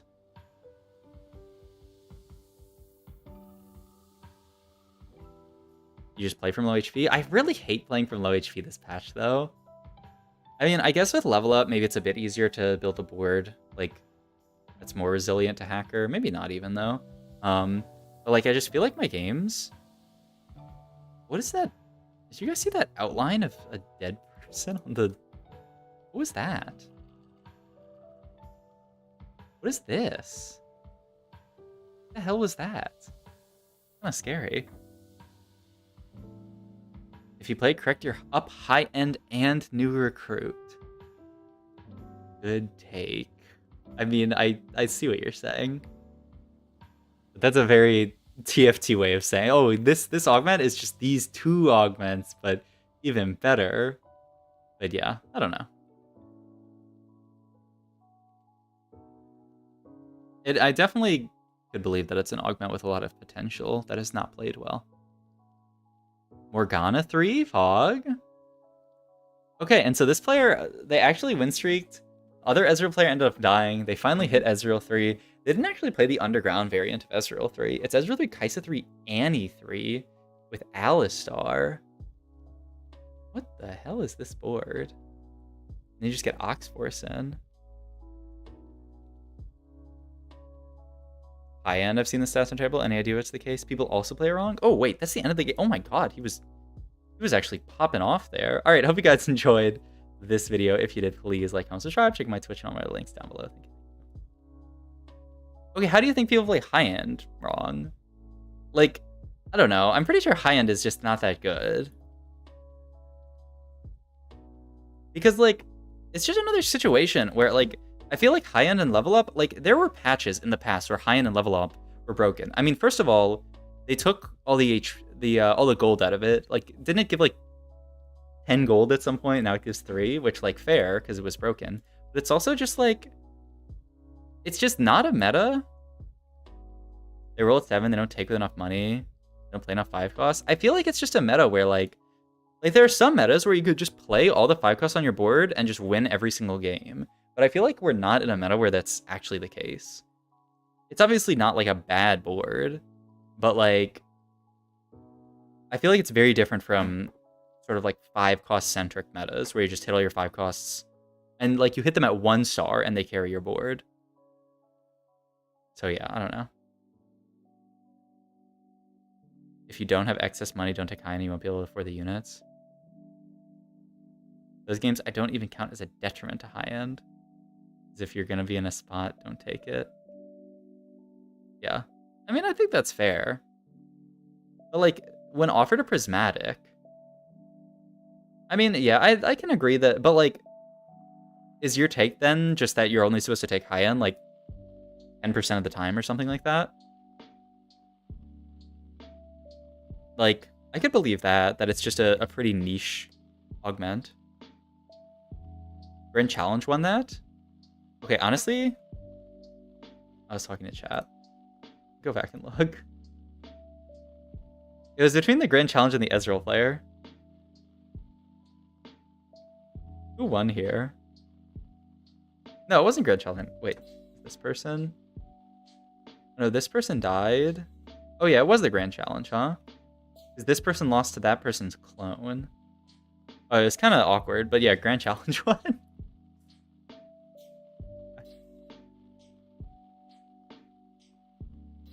You're 30 gold at 3-2, it's never a take, but if you're 50, it's fantastic. Okay, yeah. But like, how many games are you 50 at 3-2? I guess some. But like, yeah. Okay, I get what you're saying though. What's up, guys? Sub-Zero here. We're watching Game 4 of the Chinese Douyu Cup Semifinals. Oop, another, man, look at that. Early LeBlanc, early Gnar. This person has an early, like, there's 2 LeBlancs. There's 2 LeBlancs already. Okay, I'm curious in the take here, because last time I was a little bit surprised by which one they ended up taking. Paste, hello? I can't paste it in my translator website. Oh, the page is like broken. Okay. Give me a sec. Okay, maybe we don't care. And it doesn't matter because like we're not even gonna be able to see what they take. So I'll just refresh it and then pull it over here. Okay. And now we can analyze. And in the battle, your entire team gets 25 AP. Every 5 seconds. I mean, it's just this one. That's fine.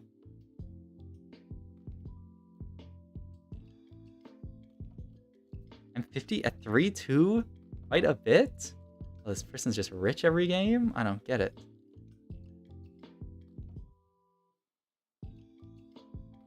I mean, I haven't looked at my own games, but I suspect I am not 50 at 3-2 very frequently. Alright, prismatic start. Alright. Wonder if anyone will ever end up taking Brawler +1. What does Brawler +1 give now? The Brawler crown thing? Well, we could see, but they tabbed off of it, and someone immediately took it, of course. Gives a ribbon and a protector's vow. Full protector's vow. Not bad. Radiant relics here. Ooh, Radiant Guard Breaker? Well, they're fighting a Poppy right now. You gotta be careful with this Radiant Guard Breaker. If you're in a lobby without very much shielding, it's pretty bad. This person took Hacker +1. And they've slammed Locket, or not Locket, but the other one, Q-Cone. Laser Core +1, very, very strong augment. They have Hodge slammed, and this glove can either be Last Whisper or QSS. Just see what they end up building. You lose streak, usually don't want to level up. Yeah. Or like making econ. Okay. I want to see all the prismatics that people took. I can actually see what's going on in this lobby.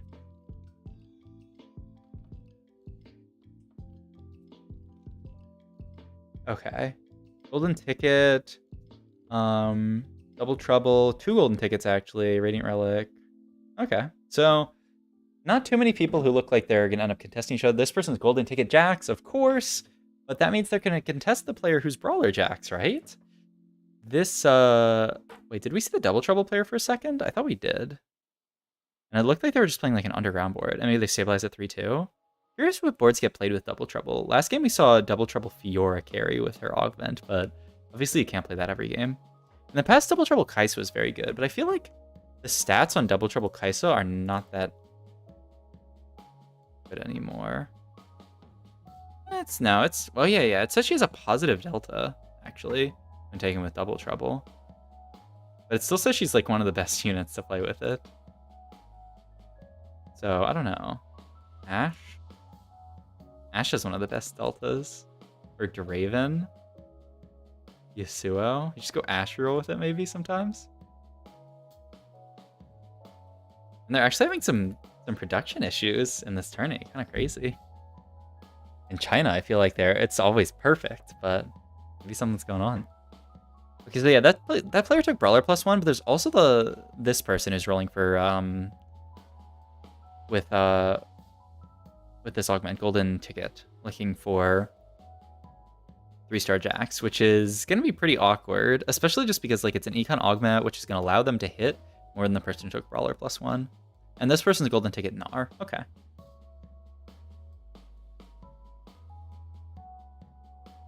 Oh, look at this Garchomp guy. This is actually the topic of my next video. Hog.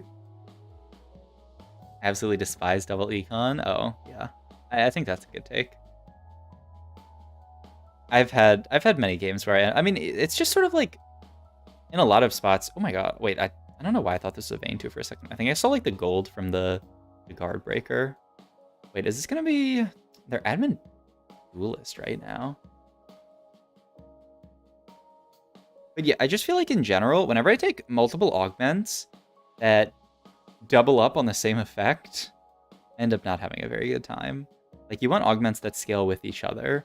And like, obviously that could be econ augment that gives you a bunch of extra econ into combat augment that makes your new board stronger.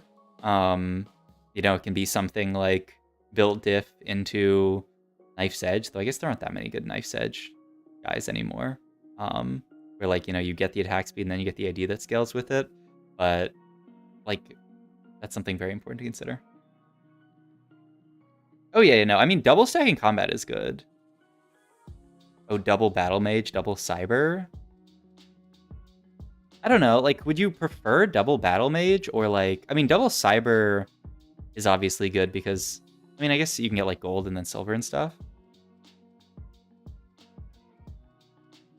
I'm thinking more just like, I don't know. I've been in situations like I played a game the other day. I think it was my game in that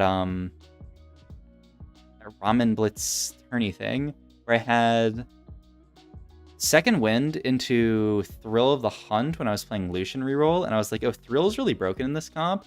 Like in hindsight, I don't think I really needed Thrill. Maybe it's just the over like the repetitiveness of taking like double healing augment sometimes, and like you can get to too much healing. You can win into Thrill is bad. Okay, I mean, yeah. That's how the game went. What's up, Cinder HK? Wait, this player got Mecha Spat from their tome. So it's actually gonna be a Mecha Jax game, huh? Isn't double battle mage as good? The second one has no downside. Yeah, I mean that's I would agree with that. But I still feel like I don't know, what's a good example? There's not like a really straightforward like attack speed augment anymore, but something like built different, and then an augment that gives you either more of like attack speed or HP. Like in general, you would prefer just an augment that gives you like either AD or like armor MR, so that you have something for the HP or the attack speed to scale off of, you know? This person hit Renekton 3, by the way, with their golden ticket. Okay, their spot's looking kind of good now. It's bounced around as weakness, but the second one effectively adds no weakness, yeah. No, I mean, that's definitely a good point, that augments like that require you to do something specific. I mean, that's why, like, double built diff was kind of nice, and they took it out. Generally not want to stack augments unless they're the same one, then stacking the same one is generally good. Yeah.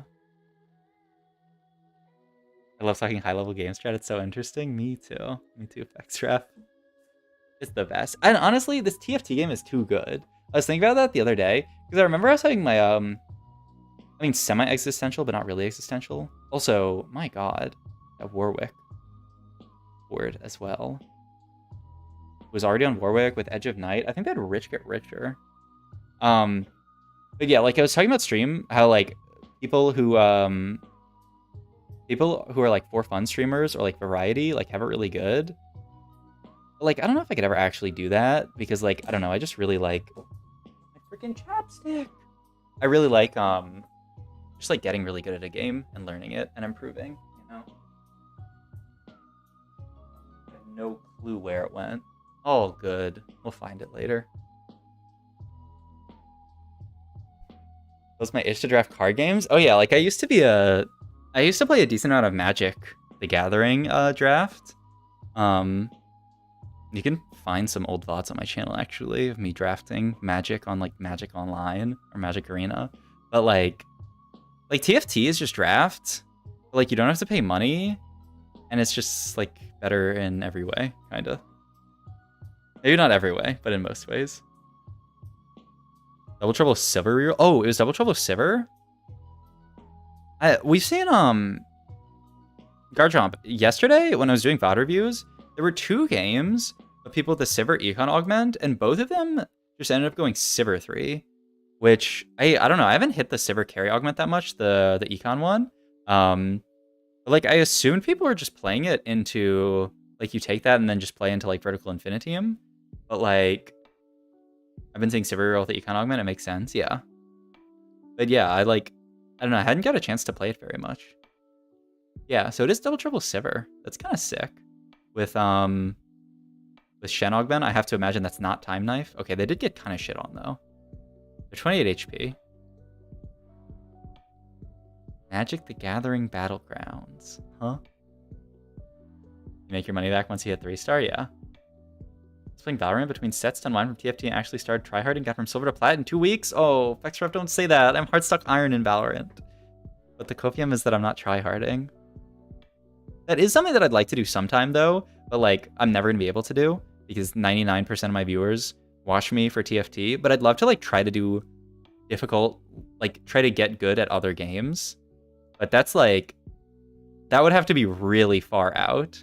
Yo, look at this Riven 3 that's mech'd. God, they're having so many issues with people like lagging and stuff. I would watch that. I appreciate it. A fluffy rabbit. But I know, like, I remember watching Asa, who sadly Asa said that he's probably not going to be like streaming full time anymore, which is rough because like I think he makes some really good content. I would too. Pogs under HK. Okay, well I have at least 2 people. Mech Riven, but like, is he like? How is he gonna play this Mech Riven? He's just gonna have to play like 4 mech, 5 mech. Also, this person did finally hit Sivir 3. And they're also Last Stand. Learning different auto chess games. Oh, like, okay, honestly, don't all the other auto chess games kind of blow? But what about like real chess? Like Road to 1600 chess or something like that?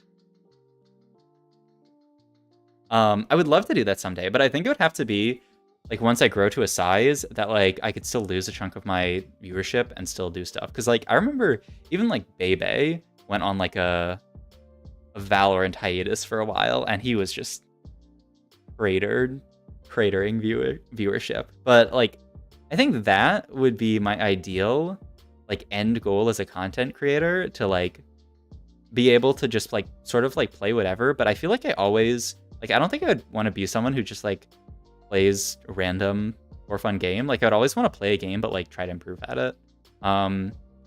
Like, okay, someone who was watching today, I don't know if any of you guys watched, Dan Giesling, one-time winner, one-time runner-up of Big Brother, just today completed this challenge that he's been trying forever, called 799, where he was trying to get, you basically, at the end of Spelunky 2, you can basically run infinite levels, or you can run until you win 99 in a row without dying.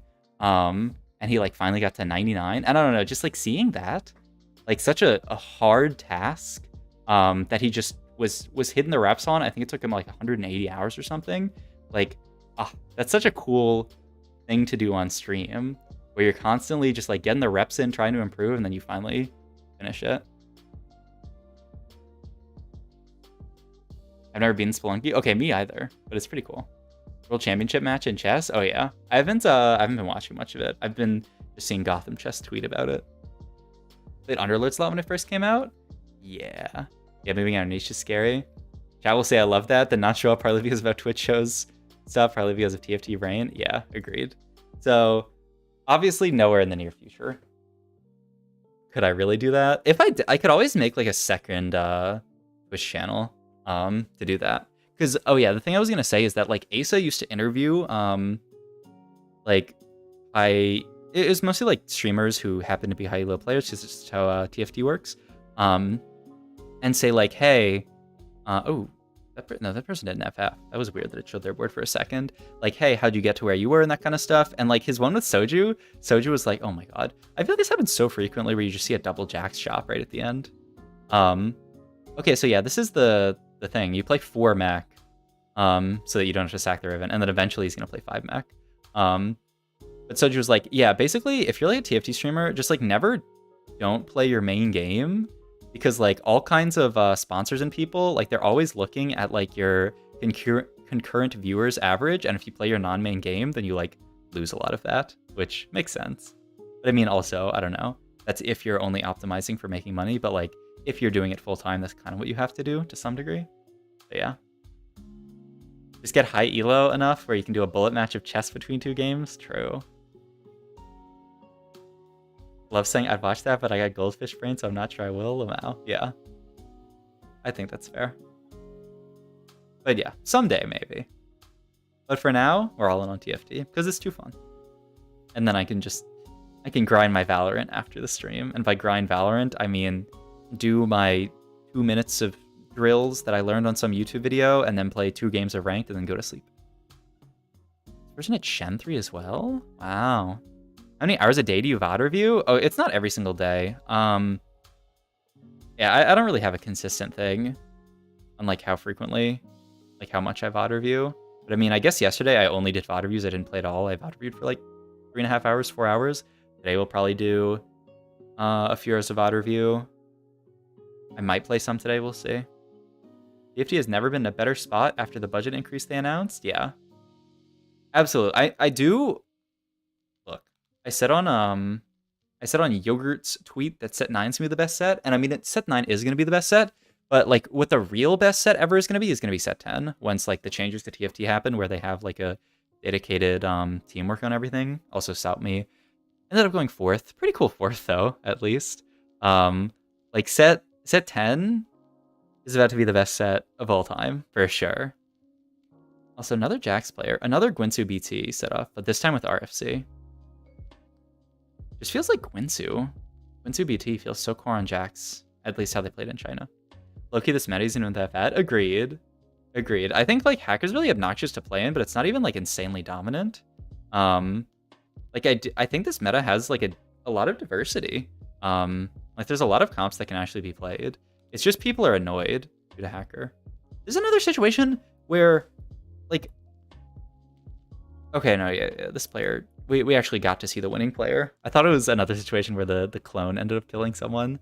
Wow, this Jax board actually farmed the entire lobby insanely hard. They just hit Renekton 3, Vi 3, legit everything. It was a pretty sick game. All right, hope you guys enjoyed this VOD review. If you did, please like, comment, subscribe, check out my Twitch and all my other links down below. Thank you. And people are just bad at adapting the meta. Agreed. Gertrom, does not every single claim you have about TFT or TFT players boil down to people are bad? Which, I mean, honestly, I don't disagree. But that's kind of what I'm hearing. This augment's good, it's just people are bad at playing it. Honestly, this meta's good, people are just bad at playing it. Honestly, like, TFT as a game is good, people are just bad at playing it. Honestly, like, Life is pretty good, people are just bad at, like, playing Life. Agreed? Okay, maybe not, actually. I really like your reviews, helping me pull my way through Diamond. EUS, so that's, like, low silver NA. Wait, that's actually a compliment to NA. I had to think for a second if you were actually insulting but you're actually complimenting NA, right? When I do stuff wrong, I take blame for it. Yeah. I think that's like, I absolutely do think that's a really important thing that a lot of TFT players, I mean, I don't know if they're real. You know, like when you see a TFT player complain about RNG and they're like really high-low, like, I mean, they might just be doing that for stream. But yeah, like, I do think especially in TFT, a game with a lot of variance, a lot of people tend to just want to blame the variance, but like, if you're stuck in Diamond in TFT, it's not because you low rolled. It's just impossible, you know? I mean, it's not impossible that you low rolled, but it's impossible that you're low rolling enough that it's, you know, like stopping you from climbing. But, you know, all good. Oh God, almost made a very loud sound with this. Okay, it honestly would have been like pretty quiet. Used to be a serial Mulder, then took a set off and came back with way better mental and helped so much. Pog. I think it's also definitely true for games like League. I used to be a League player, and the amount that people would complain about factors outside of their control in every game was like so insane. But like if you just calm down, like you need to have an internal locus of control. There are going to be things that happen outside your control in the game, but you just have to focus about what actions you can take and how those are going to improve the spot that you're in. Especially also just with regards to improving, right? Because you might not even be able to win that game of League, but you might be able to get better so that you can win the next game. But I don't know. I do feel like playing a lot of League actually kind of like helped me out in that way, because it helped me be like, okay, I need to just become zen, my mind become a shrine, not focus on anything from these outside factors, just focus on what I can do. All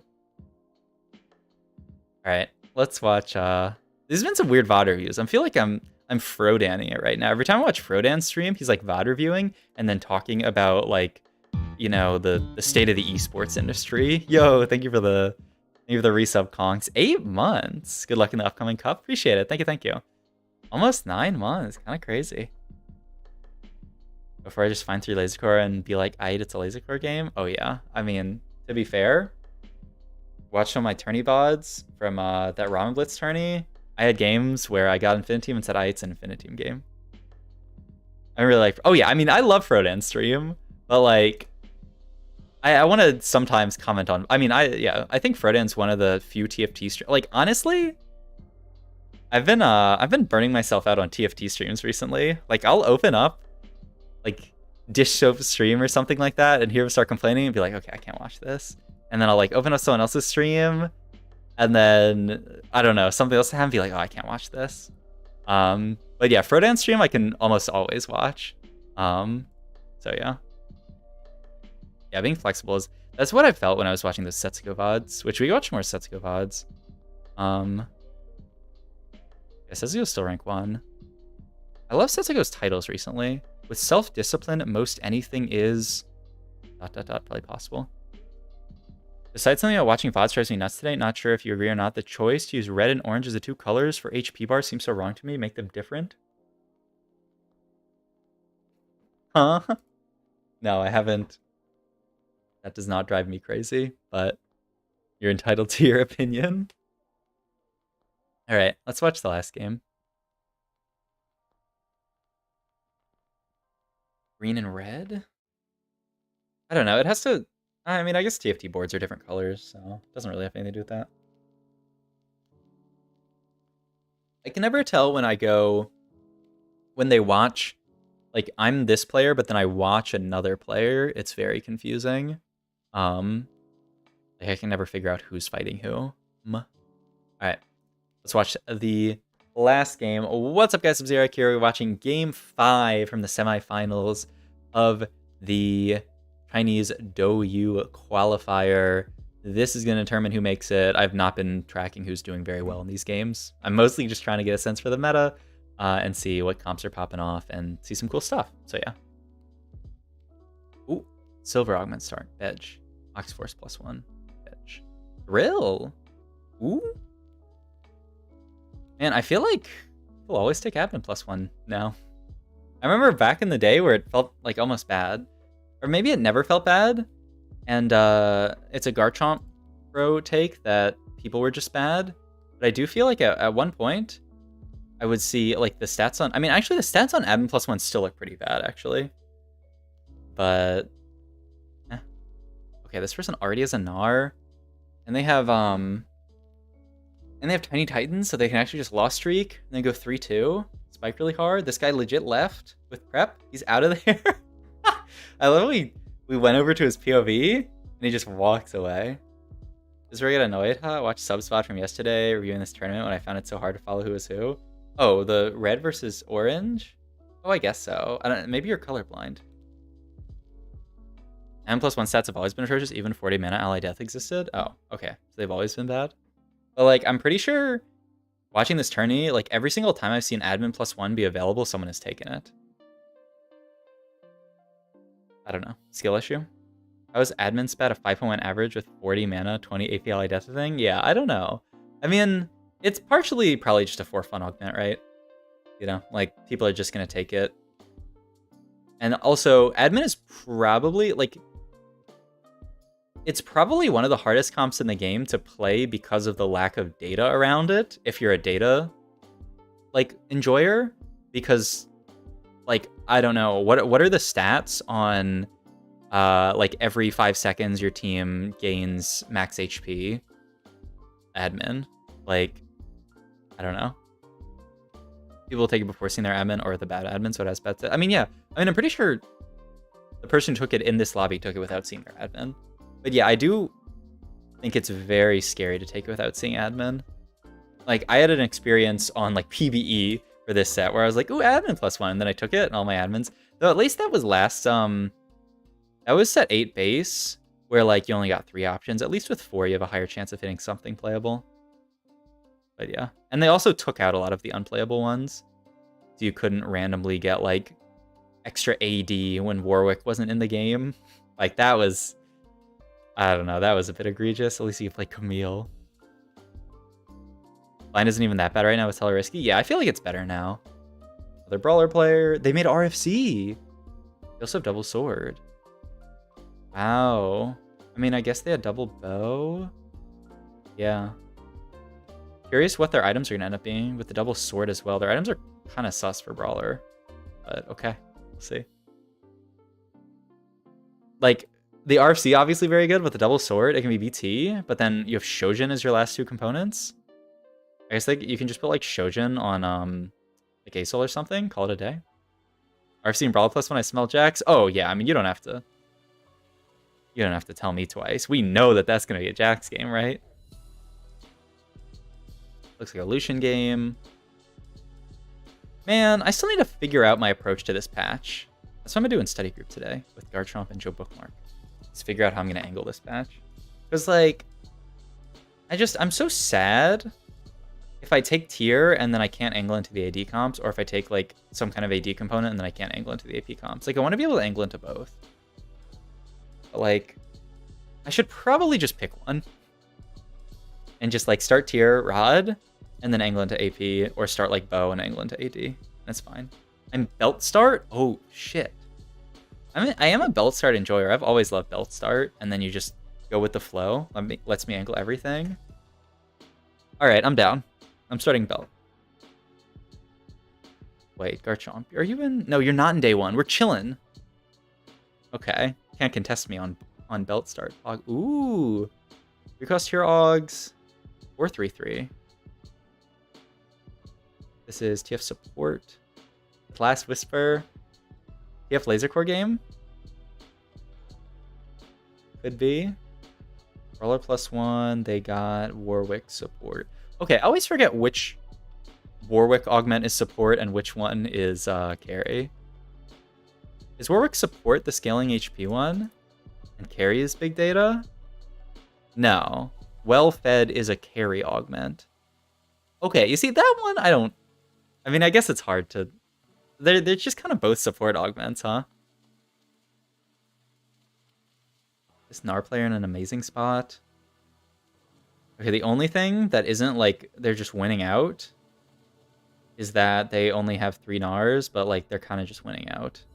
They even have Thrill. They're 100 streaking. Alright, we can turn the bot off. Really want Warmogs or Sunfire for tempo?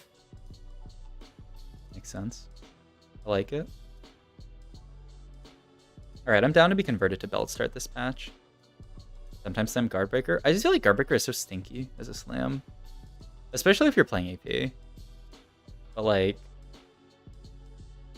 I'm sure there are some spots where you have to do it. I mean, I've been in spots where I have to do it, but it just feels so bad.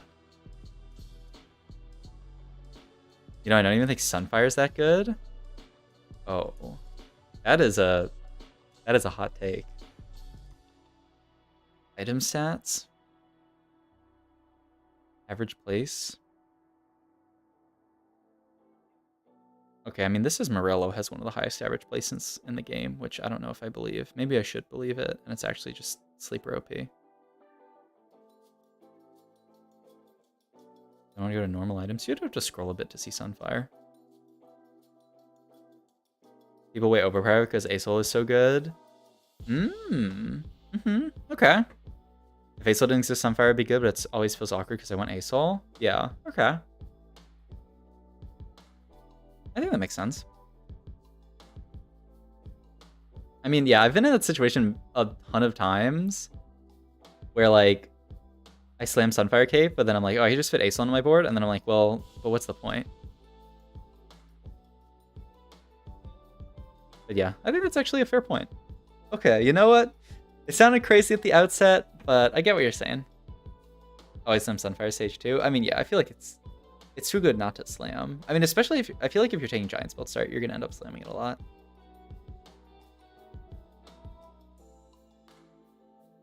But like, okay, so for example, you have Giant Spelt and like 2-star tank. You go into Stage 2 Carousel and you have the opportunity of taking Giant Spelt or Chain. Are you going Warmogs? Is that your take? This person's Jin with so many TF augments. Yeah, Jin game with TF augment is kind of interesting. If I'm Windstreak, I go Sunfire. If I'm not Windstreak, I prefer Warmogs. Okay. Gnar player finally lost at least a few rounds ago, I guess. What do you take here? Wait, what are their Gnar items? They still take Ascension. They could have looked for a third Gnar item there, but I guess, like, there actually aren't that many insane Gnar items. I was curious how good Ascension is on Gnar. I guess it's probably pretty good, right? I feel like some... Like for comps you play through sub... Oh, for the comps that I play through, it seems fine. Like, you didn't play many where you to utilize Asol. I mean, I don't know. I played a lot of Infiniteam. Like, he's pretty easy to splash in Infiniteam. But yeah, I mean, he's easy to splash in a lot of stuff. But I mean, yeah, I guess if you're playing like Spell Slingers or something, like, it's pretty hard to fit a random Asol. Look, even this person's playing Hacker LeBlanc and they have an Asol in. I was about to say, like, Hacker LeBlanc. I mean, no, Hacker LeBlanc, you actually have a decent number of semi-open slots. This player's TF support, but there's Samira carry with Quinsu. Oh, at least they have the Morgana for the Gnar, but it still wasn't like anywhere near enough. Oh my god. I didn't think Sunfire's BS and Slinger's Bishop Morello is just better. Yeah, okay. I think that's fair. I think I'm playing some TFT, but I'm having too much fun discussing the state of the game. Pog, Vexra. Appreciate it. I feel like... Oh, wait, yeah, I already read that. Bro. I can't believe the number of... Like, is it people crashing? I don't get what it is. Or is it just, like, they're... like, watching of the person crashing? I don't know. But yeah, that's true. You can just go Morello's in that case. Okay, so then where are you building Sunfire? Now that I think about it. I mean, it's always fine. Even in something like Jax. Like, you'd think Sunfire is good in Jax because you have, like, this really tanky front line. Like, that's a comp where it's very easy to fit Asol. Like, what comp are you low on slots? And you can't build Morello. Man, this Naruto unit is not legal. He's actually just farming the entire lobby. Okay, at least the person who's dying is having a good time. He literally had Zanya's TF and still got destroyed.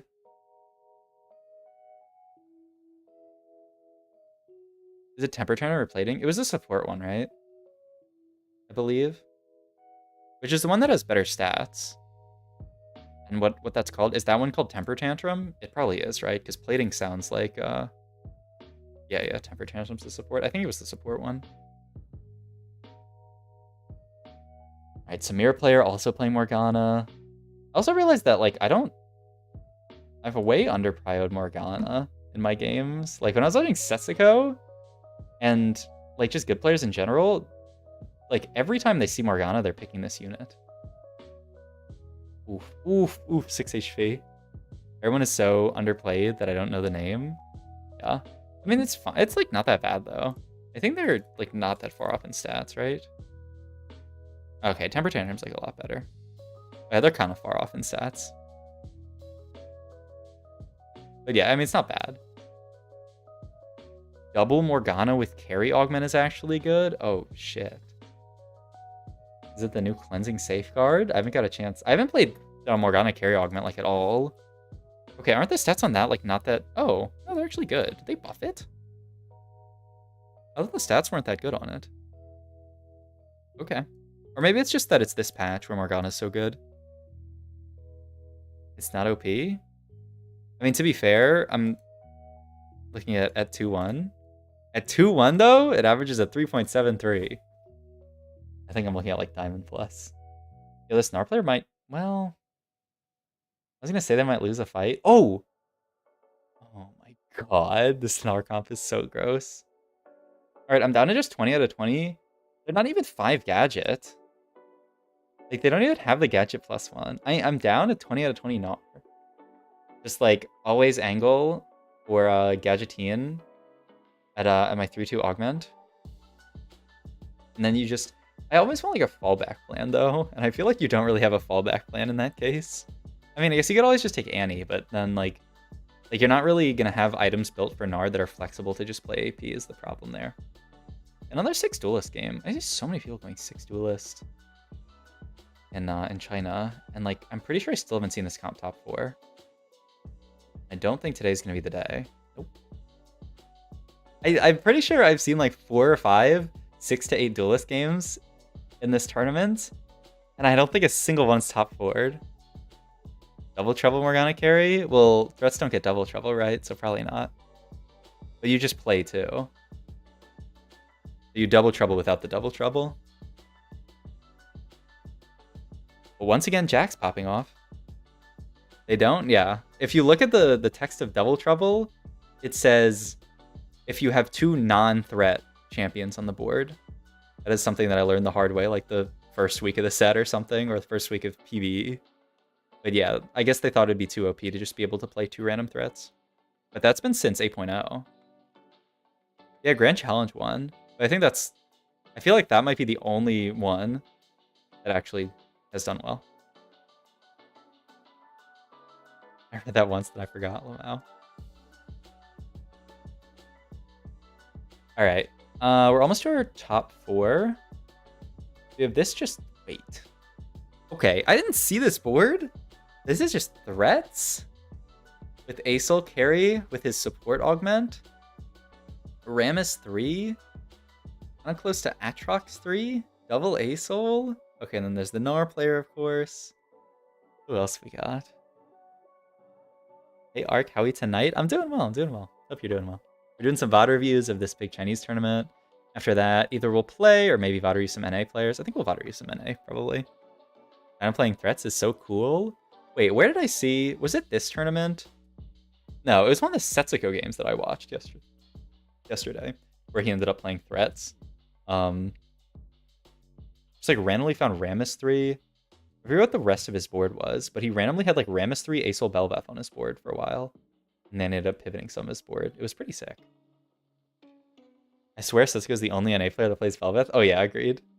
Because, I don't know, I think it's the Setsuko style of like Fast 8, Fast 9, play around like Samira, Bel'Veth and stuff that he loved so much during 8, and he just still wants to do it, but he's like good enough that he can actually just still do it, you know? For some reason, China really likes playing Aatrox. Oh, really? Have they been playing that much Aatrox? I haven't noticed that much Aatrox, but I could be trolling. Man, that Rammus smurfed so hard. It's actually so awkward for that Jax board, huh? Like, they're so clumped on the first 2 rows. Rammus just got 2 insane ults. Aatrox is good, most undervalued unit. Okay, I heard the tech that... Okay, and this is back when I was playing, like, 4 and 6 hearts. That, like, Aatrox is really good with hearts. And then I would play Aatrox with a bunch of hearts. And then this unit would just get 1 shot, and I wouldn't get to have him, like, infinitely scale. And it felt really bad. But, like, it's probably a player diff. But I was very sad. Because, like, theoretically, Aatrox hearts... Also, this person hit LeBlanc 3, but couldn't make it in time. But, like, he just kept getting 1 shot before he could get his infinite heart scaling off and pop off. You have 3 proper tank items? Maybe? Some of the games I did. Probably. Not Sunfire Spark, that fake stuff. Because when I play him in hearts, he's good. Okay, I mean, I probably had Sunfire sometimes and Spark sometimes. But yeah. I mean, I definitely did feel like maybe part of the reason why he was getting wrecked was because I do have those like half tank items on him. But I don't know, I haven't played like any hearts this patch.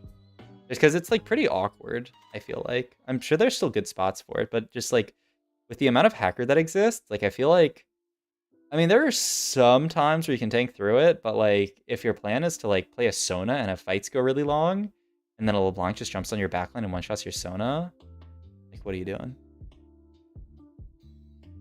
One of Sunfire Spark is fine, but both? And he's squishy? Yeah, I mean, I don't think I had both most games. I feel like there are some games I had like Sunfire plus 2 tank items on him, and he would still get one shot. But I mean, maybe that was the rest of my front line also being an issue. I don't know. Okay, so we have this threats board and this Gnar board. It's coming down to the wire. Gnar board managed to finally hit Nunu too, and it actually made a huge diff. All right, that's a win out for the Gnar. Okay, we kind of called it at the start. That spot was kind of insane for Gnar. Hope you guys enjoyed this video. If you did, please like, comment, and subscribe. Check out my Twitch and all of my other links down below. Thank you, thank you, thank you. All right. Those are fun. Let's watch some NA players.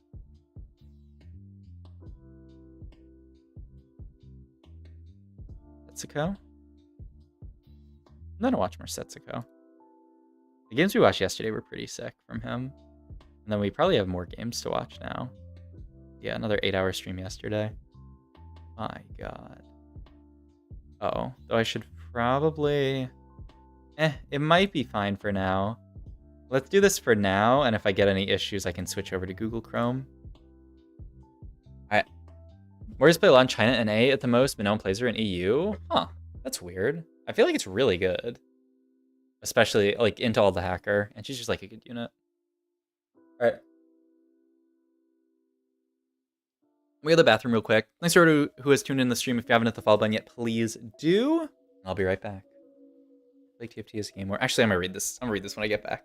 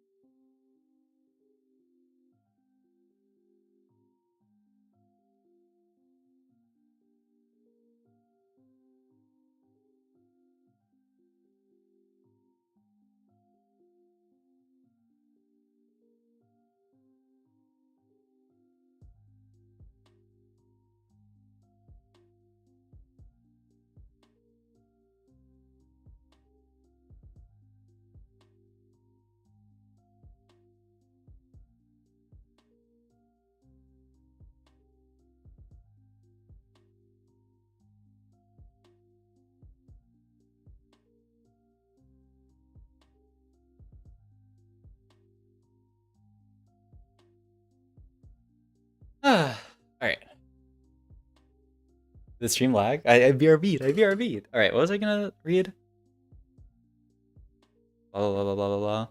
The TFT is a game where unless you're very flexible, you start a couple of lines and stop at that. So you just play less than half what's actually good in the meta. Below GM, that's probably ideal. Agreed. My advice for newer players is always just pick 1 or 2 comps. Absolutely, Garchomp. Agreed. So many people miss out on Aatrox because he's not in the spotlight and they don't learn how to play him. So never play him. That makes sense. ASL, Aatrox, Morgana, all of that issue where they're good but not played as much. I don't know. I feel like Morgana is... I mean, I don't know. Maybe it's just because I've seen the light. But I see a lot of Morgana in the games I watch. Alright, let's watch some setsuko. Probably watch a game.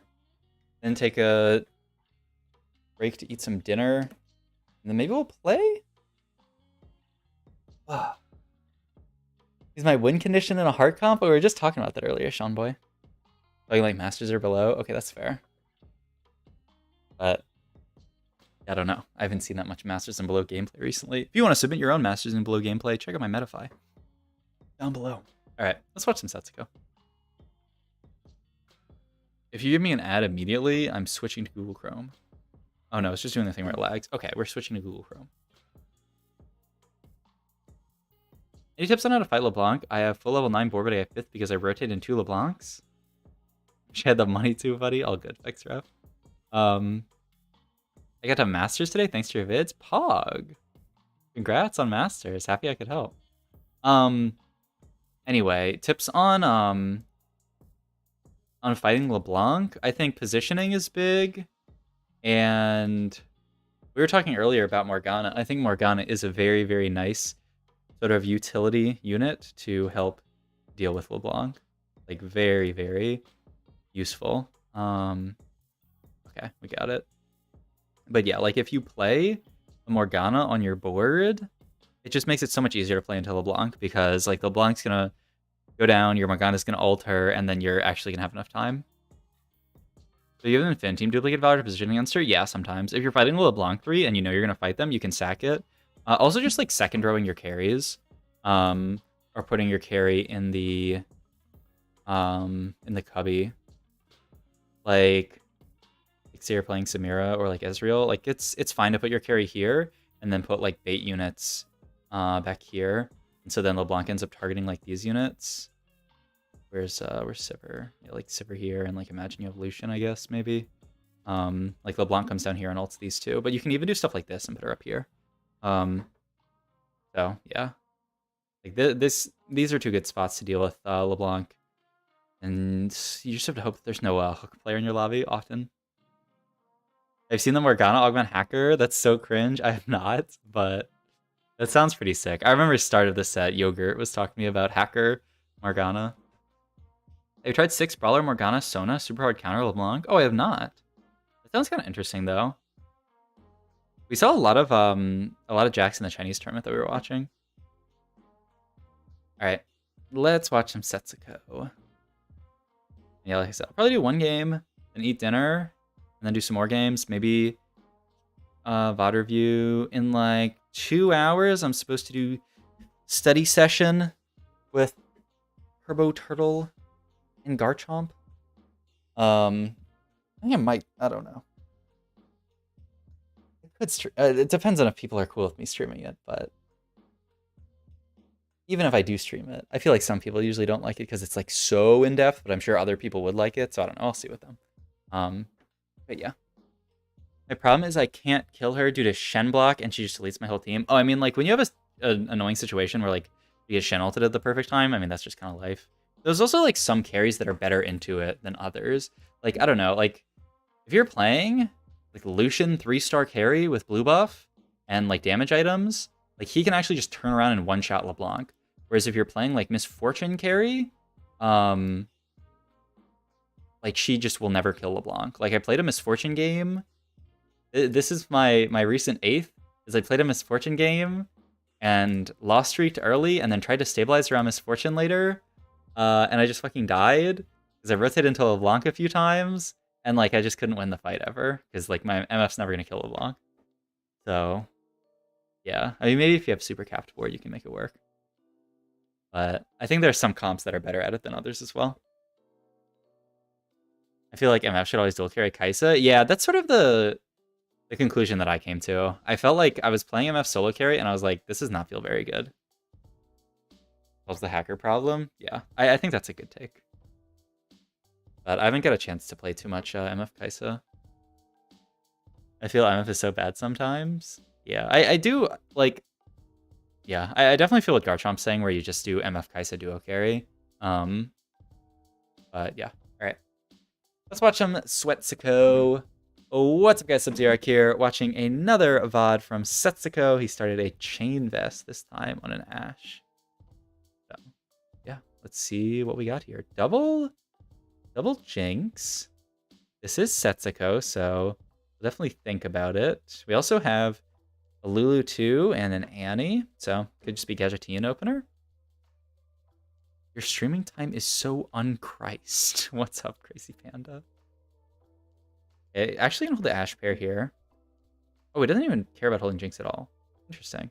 I mean, I would think that you're more sort of committed to this board. You wouldn't care that much about the Ashe, but I guess he's still keeping the option open of like playing something like Ashe. Cheer shots or laser core. I guess we'll see.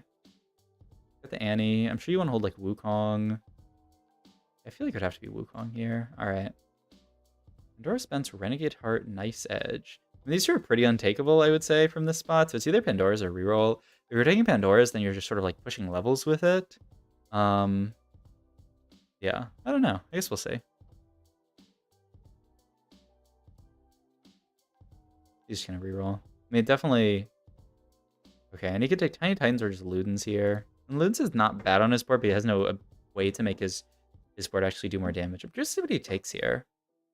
The other game he took Tiny Titans. I think maybe I've underrated Tiny Titans, though it's worse at 2-1 than it is at 3-2. And Ludens is probably fine, right? Okay, he goes Tiny Titans. And he does have the random Ashe, too. Alright, so this is the board for now. He can send a Sunfire. Levels up for Fiora. Okay, let's send Sunfire. Oh, shit! Hey, where it randomly unmutes the bot sometimes. I'm impressed. Kai's doesn't think Ezreal's better if you can itemize him. I don't know. Yeah, I think Kai's is pretty strong. Okay. This is a pretty sick board. So he actually held the Ashe 2, which allowed him to just play an Ashe 2 on his board. Took Tiny Titans though, but he's still leveled, so he can save HP. Now we can get that in, but he doesn't have to play it yet. It can just be his level 5. I mean, yeah, surely this is board for now, especially because the Sunfire is stuck on the Fiora. And his level 5 can just be Poppy, or... Like, if he had the item on... I'm kind of surprised that he put it on Fiora, but I guess it's... His take is just that Fiora's tankier. Okay, can take a loss here, but not a bad loss. I'm a big Tiny Titans 2-1 hater. Yeah, I'm a bit surprised at it, but... I think I mean, I don't know. Ludens is also not that great either. He's trying to figure out how to make gold here. I mean, you can just sell this and play Poppy, huh? Yeah. Ideally, the making gold on 2-3 is quite important, so yeah, this makes sense to me. And then he can actually hold all this stuff. Yeah, I mean, like... It's his other option was 2-1 Ludens with no mana item. No, like, shred item either. So, yeah. I guess now he could take like a blue buff or something. He has AP opener. He has Gadgetean though. Could always be like a Gnar game. Takes Club Sword. Wait, what was this unit? It was just like it was a Yasuo, okay. I mean, best case scenario, Hyrule is Gnar Augment at 3-2, and then he just play... Oh, he slams DB. What? Alright. DB. So he's just going to play a straight up AD game from this spot. He doesn't actually have Gadgetean in now. He took it out so that he could play 2 Fioras. I think that's stronger. Huh. It's not like he needs to sell this stuff to make income. Thank you for streaming the Douyu Cup. We learning infinite from the stream. Pog, lentil soup. Happy that you got value out of it.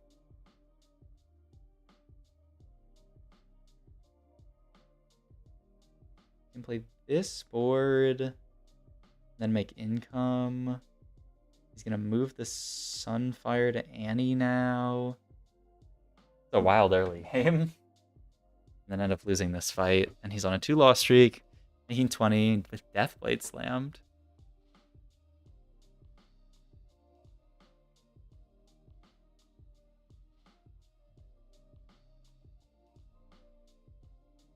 I mean, he can just play just straight up AD flex here, which I guess is his option. A little scary augment-wise. He could underground in here just to... I'd tailor for underground augment. I mean, obviously, you don't really want any of them. It's just sort of like late underground with... But at least he has Tiny Titans, so he can... Oh, and he has the gold duplicator. All right. Watch an old Setsi, eh? Oh, you know it. You know it, Joe Bookmark. I mean, he's too good. All right, makes TG. Man, Setsuko loves this TG item. I mean, I'm like, I keep thinking, like, when I'm playing these AD comps, that I'm gonna be so afraid to not make Last Whisper. You can just always play Morgana, so it's whatever. Yeah, it's fine. Yeah, I watched some Setsuko yesterday, and my god, did he have some crazy games. I mean, I guess you take Pandora's items, but like, I don't know. It's not even that insane. Okay, just gonna level here. Keep chilling with Underground in. You use good in AD Flex? I don't even think Last Whisper is that necessary right now. Yeah, I thought it was. And then I just realized that I'm underplaying this stupid Morgana unit. And that if I just played Morgana every single game, I'll be fine. So now, honestly, I should just go back to Sword Start every game. And just play AD Flex. Or you can even play AD, or you can even play AP with, you can still play LeBlanc with like Edge of Night Shojin. Edge of Night Jess or something. I think I already watched this game. Oh. Don't spoil it.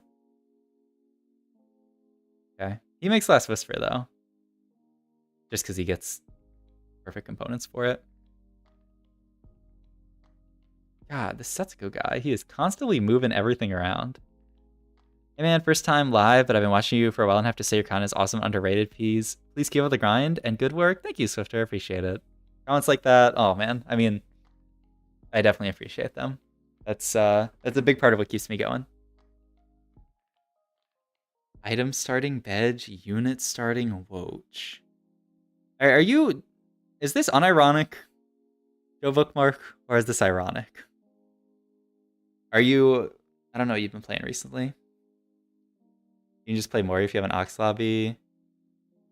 Like Last Whisper is BAS, but it's not necessary because a lot of lobbies Shred is whatever, and even then you can always morgue. Yeah, I don't know. I do feel like Shred is usually important.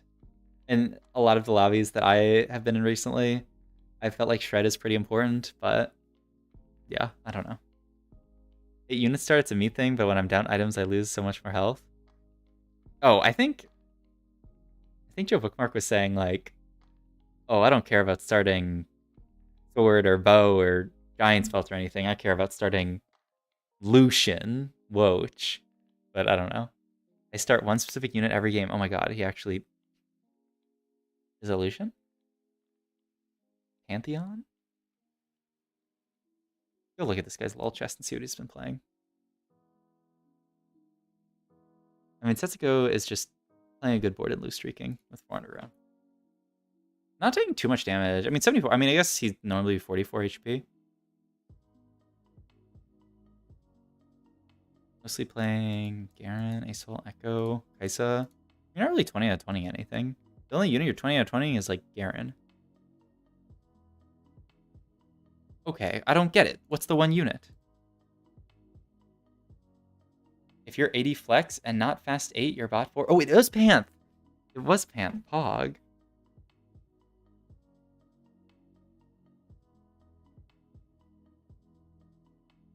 Now we're talking about stage 1 drops? Oh, yeah. I mean, this Panth unit is pretty sick. Especially if you can end up in an AD spot. I mean, you start Panth, get your Pantheon augment, you get your Infinity +1, and you're chillin'. I said I'm big on AP as well. I feel like this patch, it's actually...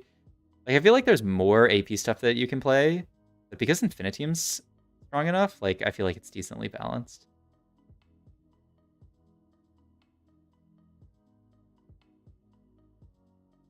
Got impact velocity. controls it. Void Mother. What are the stats on Void Mother? Let me pause this for a second. I've not taken this augment recently. Bell Beth. 4.71. And Back for Blood is even worse. Wow. Doesn't these augments look awful? But I mean, like, he's kind of got to take one of them, right? I'd have to imagine. Oh, I mean, you can just hit Samira as well, but yeah. Hudson runs. Gets some stuff. It's Aesol too. Alright, and this is Spot. My god. Wait, he actually... Okay, all good. 46 HP, a little bit low, but he's kind of rich at least. Panth lets you play anything, and Panth 2 on stage 2 is guaranteed like 90 HP min. Oh yeah, I guess... Yeah, because even if you want to play AP, like you can just get Panth in for heart. Yeah, pretty sick unit. Oh my god. Thank you for the 300 bits, Otika. Honestly, man, you deserve it. You put out great content. I found you a few months back and following your YouTube. We put out great info and quite quickly has made set 8, 8.5 a breeze, currently D2, even with that horrid you play TF or you lose patch. Appreciate it. Thank you for the bits. Thank you, thank you. Alright, so let's go. This game looks kind of scary. But like... I mean, he's got 50 gold. 10 loss here. Maybe you can find something on Carousel to spike off. Not really. You just want like frontline items now, right? I didn't see what his open components are. Might take... He's gonna take... Oh, he has so many... He has so many backlane components. What the hell? I don't know. Levels up here. I mean, he has Golden Duplicator as well. So he's just gotta make the pivot. Not to say that it's easy. Gets Leona in, gets Mech in. Oh, I forgot the Setsuko guy. And is Mech, like, underplayed? I mean, actually a decent amount of people play Mech. You can go Titans, you just have to... I assumed he was going Titans, I guess we'll see. But yeah, I feel like... I see this, and like a lot of good players just go Mech, like, so often. This is Comfort Zone? True. Lee Sin greater than Panth if you think about late game? Oh yeah, sure. Why, bro, CC shield do decent damage and enable the best opener? Alright, he had Urgot as well. Double Mordekaiser. He has the Duplicator. 2 costs suck early game, expensive with 2-star. Mech is super good, but hitting Garen 2 is hard. Okay, fair. Let's see, is a Gargoyle Warmog's enjoyer. Huh? I mean, if you're playing Mech, you don't care that much about Warmogs, right? But I mean, it is, I guess, just like in a vacuum. Like that other game he played Gargoyle Warmogs. Just to like spike your board hard early, go Gargoyle Warmogs. Alright, I'm starting Lee Sin on first carousel every game now, bad chest. You can't win our stage 3 because someone will roll 0 for LeBlanc, another Gnar, another for Kaisa. MHP in stage 2 is how you play this patch. Oh, I agree. I agree. But also, maybe that's just because my most recent game I play, I lost streak stage 2, and then just fucking died. He still got this duplicator, by the way. Yeah, I mean... Wow. So the discipline to actually not use it on the Mordekaiser, just to find Urgot too instead, and use it there.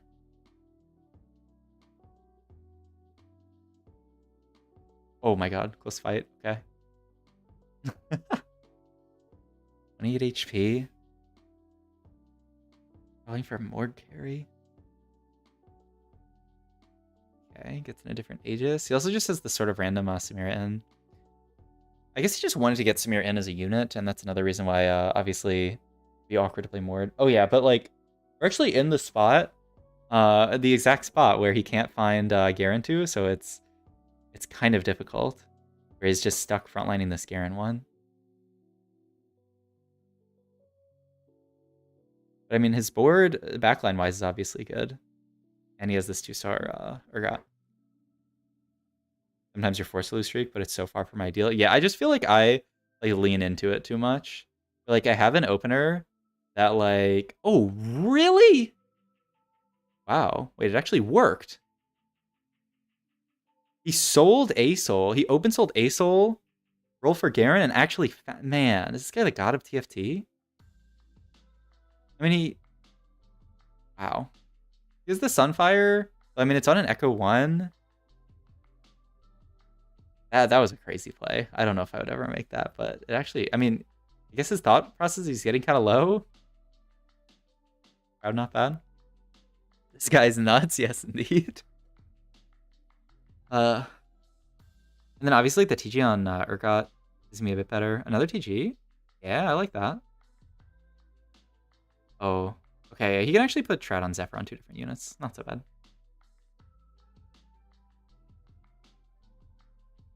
He's got so many Zephyrs here, and he has the Trout that he can cheese. Starting your sports stage 2, you're fine. HP isn't even that important. If you think about stage 3 is what matters, being so important.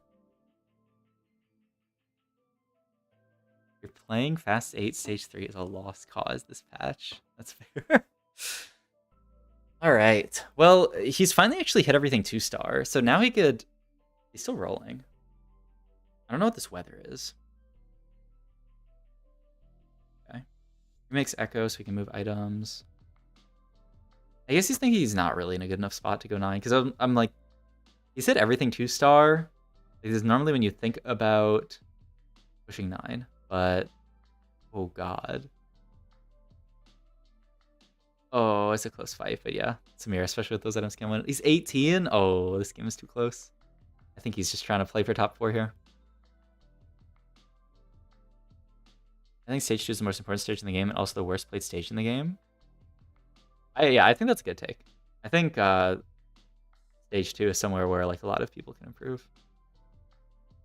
Myself included. I will consistently make like literally my first play of the game deciding like what units to buy, sell, hold, and be like, I actually just, it's so fun.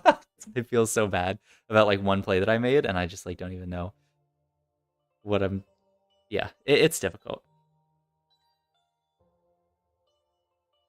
Maybe I'm just never low rolling stage 2, bruh. All right, with this one, he's probably guaranteed top 4, right? Yeah. Okay, nice. Guaranteed top 4. He's even 20 gold here. So I mean, now with Echo 2, he could think about going 9. He just has to survive a lot of rounds or have Urgot farm a lot for him to actually get there.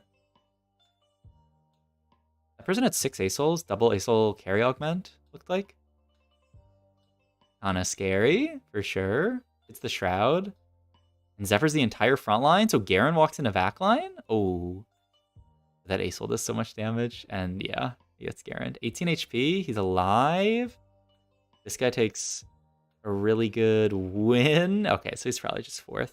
Really cool game, though. And we'll see. Maybe he can watch something else one of these next few fights. But yeah, still, setsuko was like one of the few people actually just playing this Bel'Veth carry and like actually doing well with it. It's so crazy.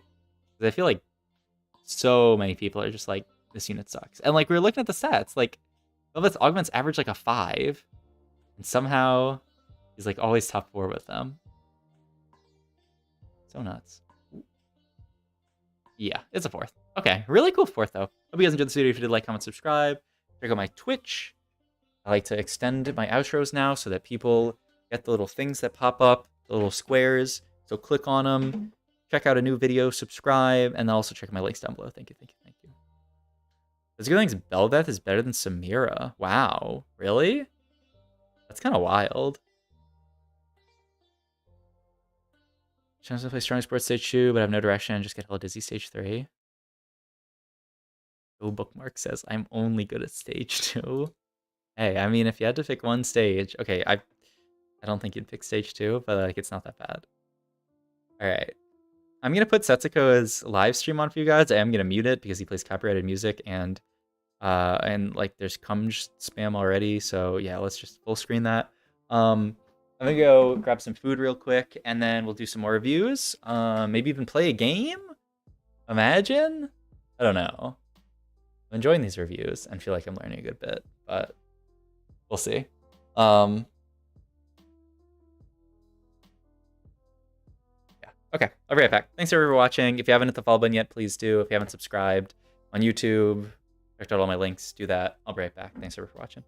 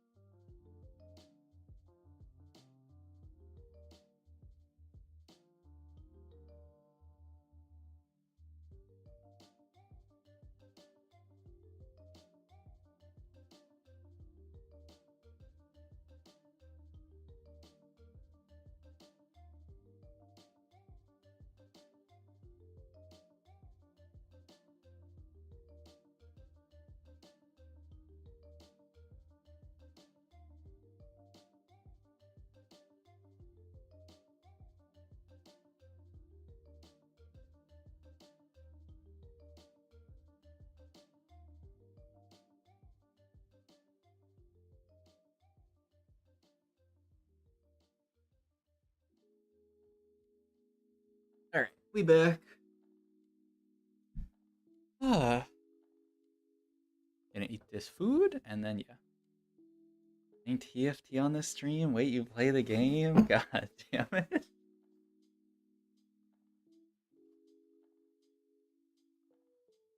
Alright, I'll mute while I eat. But I have something I want to say about this game. I'll quip in here. What is this spot? Ribbon 3? The Ribbon 3 Warwick game. Yo, I had a game like this. I had a game very similar to this in that tournament, and I went fucking 4th. Except I hit Warwick 3 as well, and I went 4th. Yeah, that was a fun one. But I didn't play Hacker, which maybe ended up being my downfall. No, but I ended up playing like 6 Laser. Oh my god, I can't believe that game was a 4th. I don't want to think about it anymore.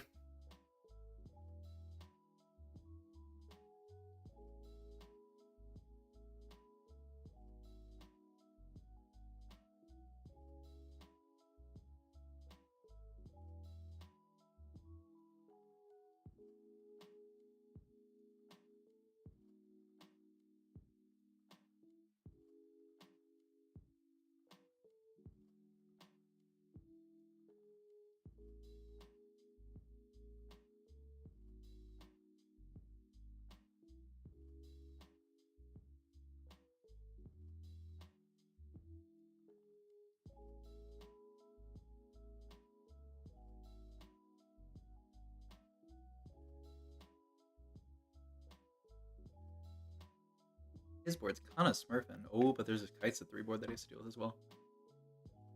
I gotta play more Kaisa 3. This is 0 augment Kaisa 3. I might just win out. I don't know who first place is.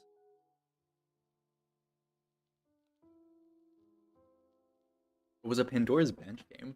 Why does this augment... What's the deal with this hero augment setup? The silver, gold, silver? It's so weird. Like, it's strange to me that this is in the game.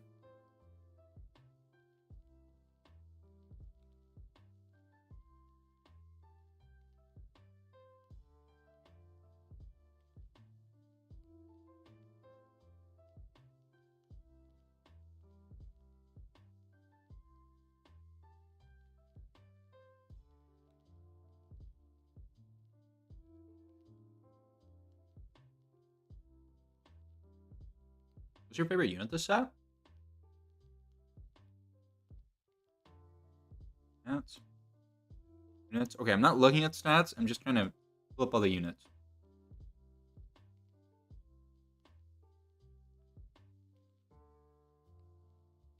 Okay, honestly, I don't know if he's my favorite unit. I'm still thinking on this. But like Lucian, when you play Lucian reroll, is actually too cool. Like watching him shoot is so satisfying.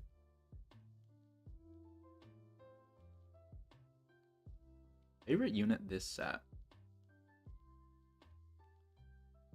Honestly, Vex was pretty fun. You know, like Vex reroll stuff. Back when that was good. Oh wait, it's Sona though. It's gotta be Sona. The times where I played Sona reroll, it's like, you have a Sona and she's cooking, it's too fun. Like, it's actually so nuts. So nuts.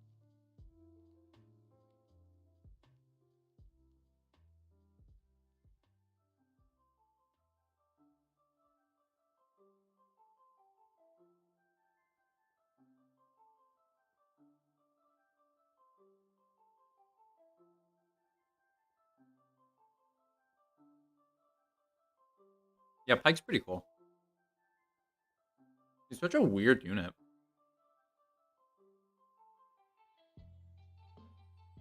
The fact that he's often utility, but he deals true damage. Like, we haven't really had like a Pike carry meta, huh? Like on PBE for a while, everyone was like, oh, Pike carry, Pike carry. But like, oh, the board that was hard win streaking was LeBlanc too. And then they had this ginormous Nunu too as well to supplement it. Interesting.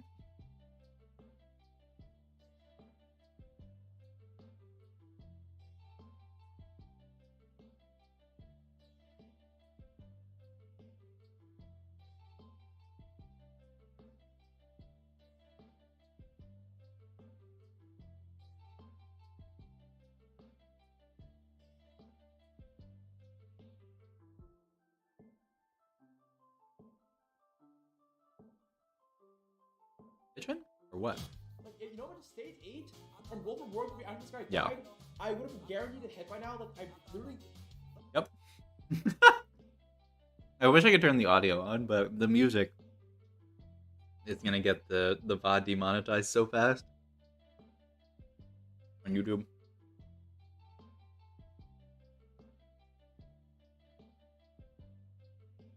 Maybe we watch Soju. Is it gonna take him a sec to get into a game? Wait, Soju's not live. Oh.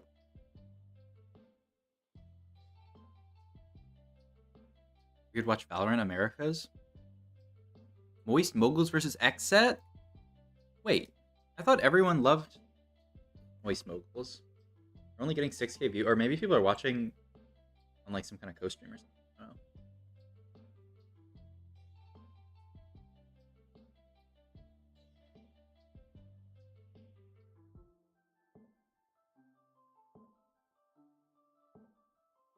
Alright. You know what team game it looks like? Yeah. Monstrous for Shiver. Super support augment. This guy's super carry. The D-Blade. 13K on Terrex stream? Okay, Pog.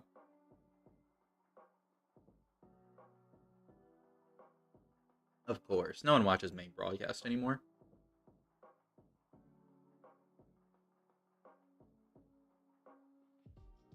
The man who gets more viewers than the official Valo account on watch parties? That's so crazy.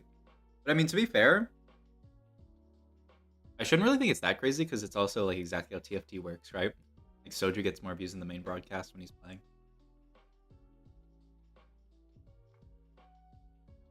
Like, that's probably just the future of like game broadcast. People would much rather just like watch with like a good player that they know than like some random broadcast.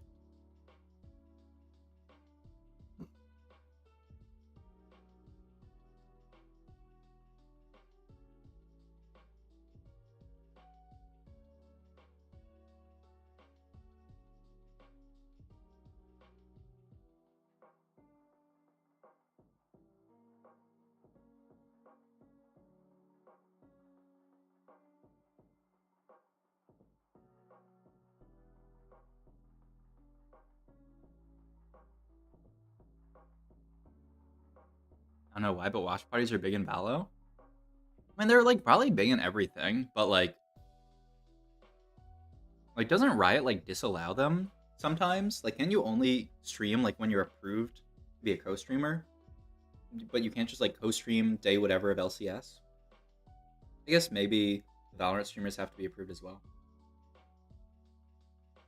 I don't know. I'm not familiar with it enough.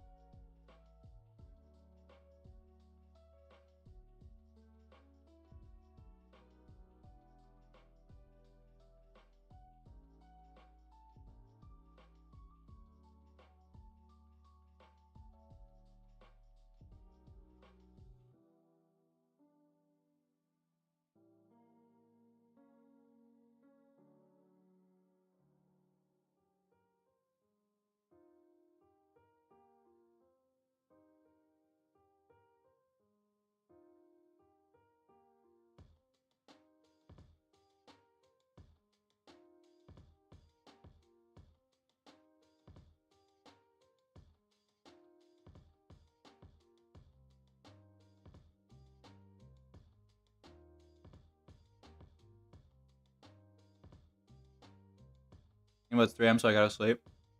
Have a good night, Vextra. Thanks for hanging out.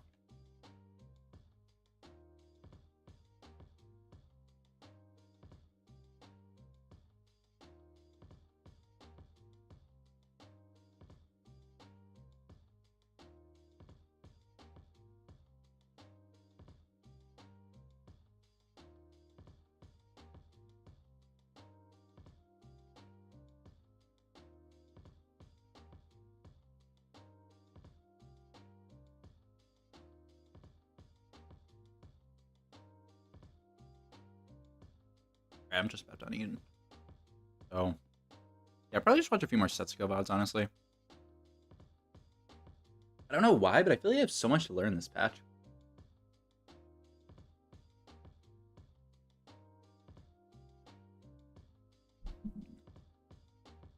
Like, I feel like I should have a really good understanding of it, but, like, I don't know.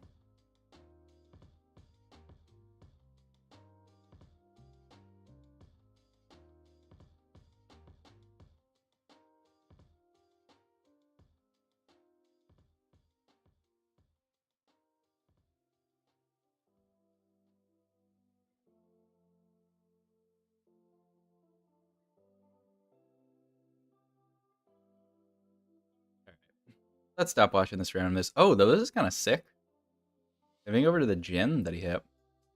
Oh, he's so broke. Hit Rammus. Kind of an interesting game to watch, but I got no time for that. I gotta watch VODs on 2x speed. Alright, let's watch some more Setsuko. But yeah, I don't know what it is about this patch, but like I feel kind of... Like, I feel like they have a decent understanding of the meta, but like I still feel like kind of like I'm not playing perfect. Okay, I'm never really playing perfect, but you know?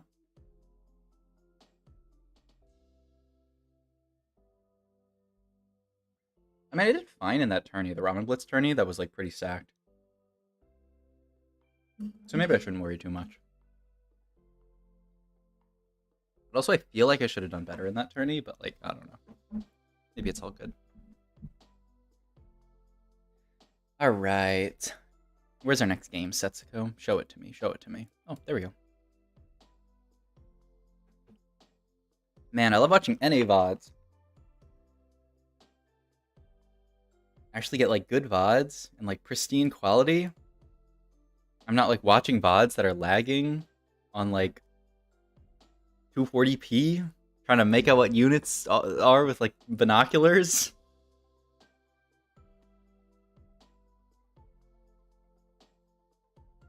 What's up guys, I'm Zero here, VOD reviewing another game from Setsuko. It was a bow start, which seems to be his comfort zone. Okay. I just had like a huge realization is that like Vi is just Vi, you know? Like I don't know, sometimes when you watch like units are just units. They're not necessarily like I don't know, when watching Setsuko, I feel like every unit doesn't have to be like a part of some pre-portioned comp that I know. They can just be like a unit and you can fit them together and like make them work. Which is like I don't know. I've fallen so far into the like don't play flex because of the set thing, but like I don't know. I need to do that more. Okay, speaking of play flex, you take Earth's grab bag. I mean, honestly, like I don't really hate Earth's grab bag and make like Infiniteam spat in situations like this. Vi is Vi. Writing this down. Yeah, you should be. And then you can like Infiniteam the Nessus, assuming that you hit an Infiniteam unit, but like you do have to hit Pantheon or Sivir. Like I feel like this is pretty good. The other option is, I don't know. I'm not that interested in taking these, but we'll see, I guess. Could also scout around and see how contested Infiniteam is. When we watched Setsuko play Infiniteam, he didn't really angle that hard for. Okay, he's gonna reroll. Birthday present probably, if I've ever seen a Setsuko game. All right, and now this is his board, and it's pretty good. Okay, so he opts to not do that. He doesn't really value. I don't know. I haven't really seen Setsuko play like vertical Infiniteam very much. He took Infiniteam +1 like once, but like I don't know. I feel like he much prefers to just do whatever this is. Birthday present. Play 2 stars. Play strongest board. Have a good time. But you know, like Nasus 2 here is just Nasus 2, and that's all that matters really. Is Jax better than Vi here? I was kind of thinking about it. I think I came to the conclusion in my head that Vi was better, just because like you're amplifying the physical damage that that Nasus does a lot, and that Ashe does. But AC thinks Jax is just a good enough unit. Also, with the static shib, you can amplify Jax's magic damage. So that's kind of cool. And yeah, if you're playing Setsuko style, like static shib is definitely the strongest slam here. Yeah, you could even hold Nyla. Very strong unit to play. Just the question is, how do you actually get her in? I guess you could sell stuff and you could sell Jax and double level and then continue to hold the Vi pair. If you think that's gonna help you streak. Alright, and now you have 4 Brawler. Ooh, yeah. That's very nice. Really good with Birthday Present as well. Okay. Them's a sword. The only slightly sus thing. Okay, and he ended up selling what he sold to Nyla because he kept Vi pair, yeah, so that he could double level, which I guess in hindsight makes a lot of sense.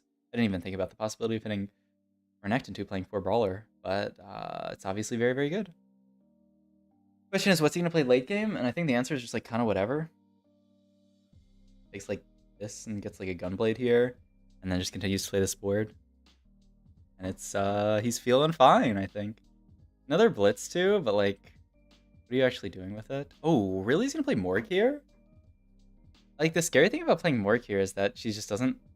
It's not that much of a damage dealer. I guess you can just move items to Jax. Static Shift Gunblade Jax.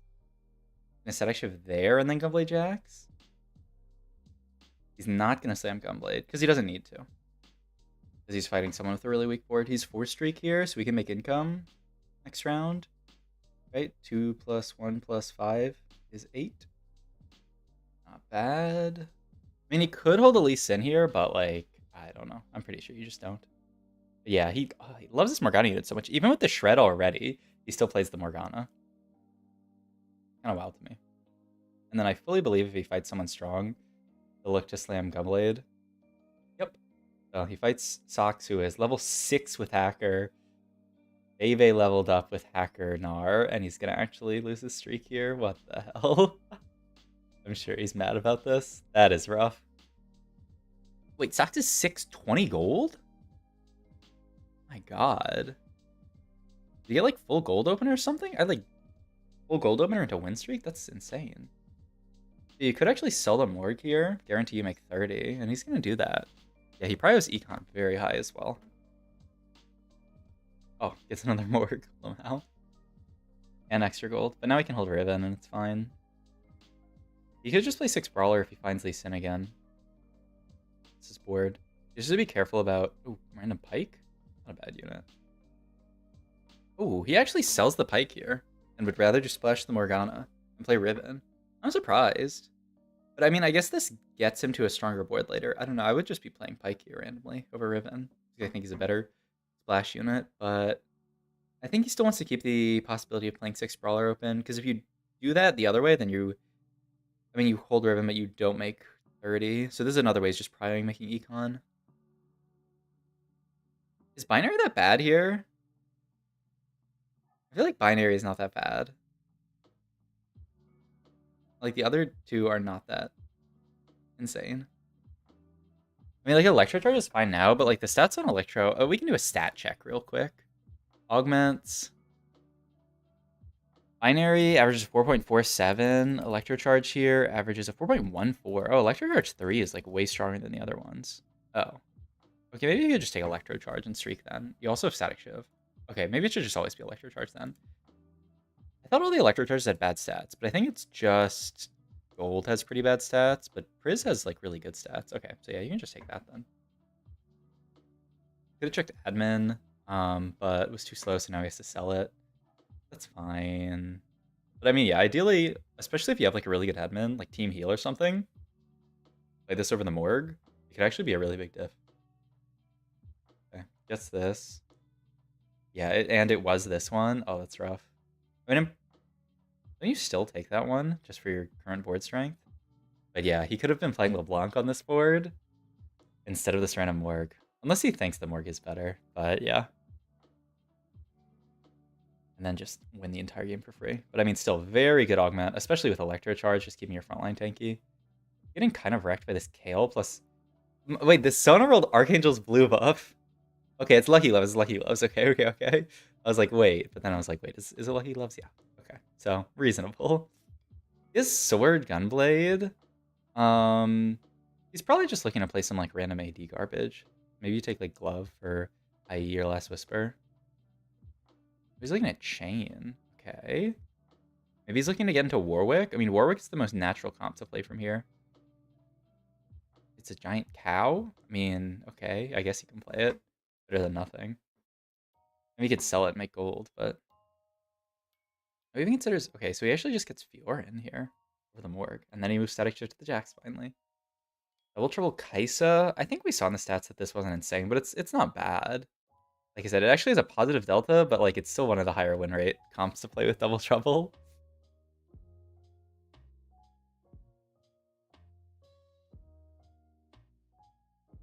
We take those. And this is just the board for now. You could maybe hold on to Jin, but it does seem like a pretty awkward spot to play Renegades from.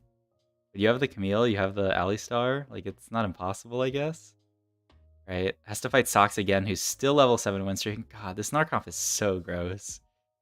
He does have the Gadget Team +1 even. I don't know if he's playing 5. I see Poppy in.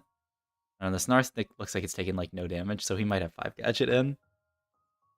Alright, well, no win streak for Setsuko, but that's okay. There's so many Alistars. Skipped Alistar 3, XDD. But, I mean, ideally he's just going fast 8. He even has the duplicator. I guess with this amount of gold you can 4-2. So I'm not sure. Depending on what he hits, he could either roll or not roll at 4-2. That you can play, I guess. Oh, items-wise here? He didn't like slam Edge of Night or anything. He makes Sunfire. And then getting rid of this tier is kind of the weird thing. I don't know. I'm still not sure exactly what comp he's trying to go for here. Ooh. His word got kind of deleted, but Camille's doing work?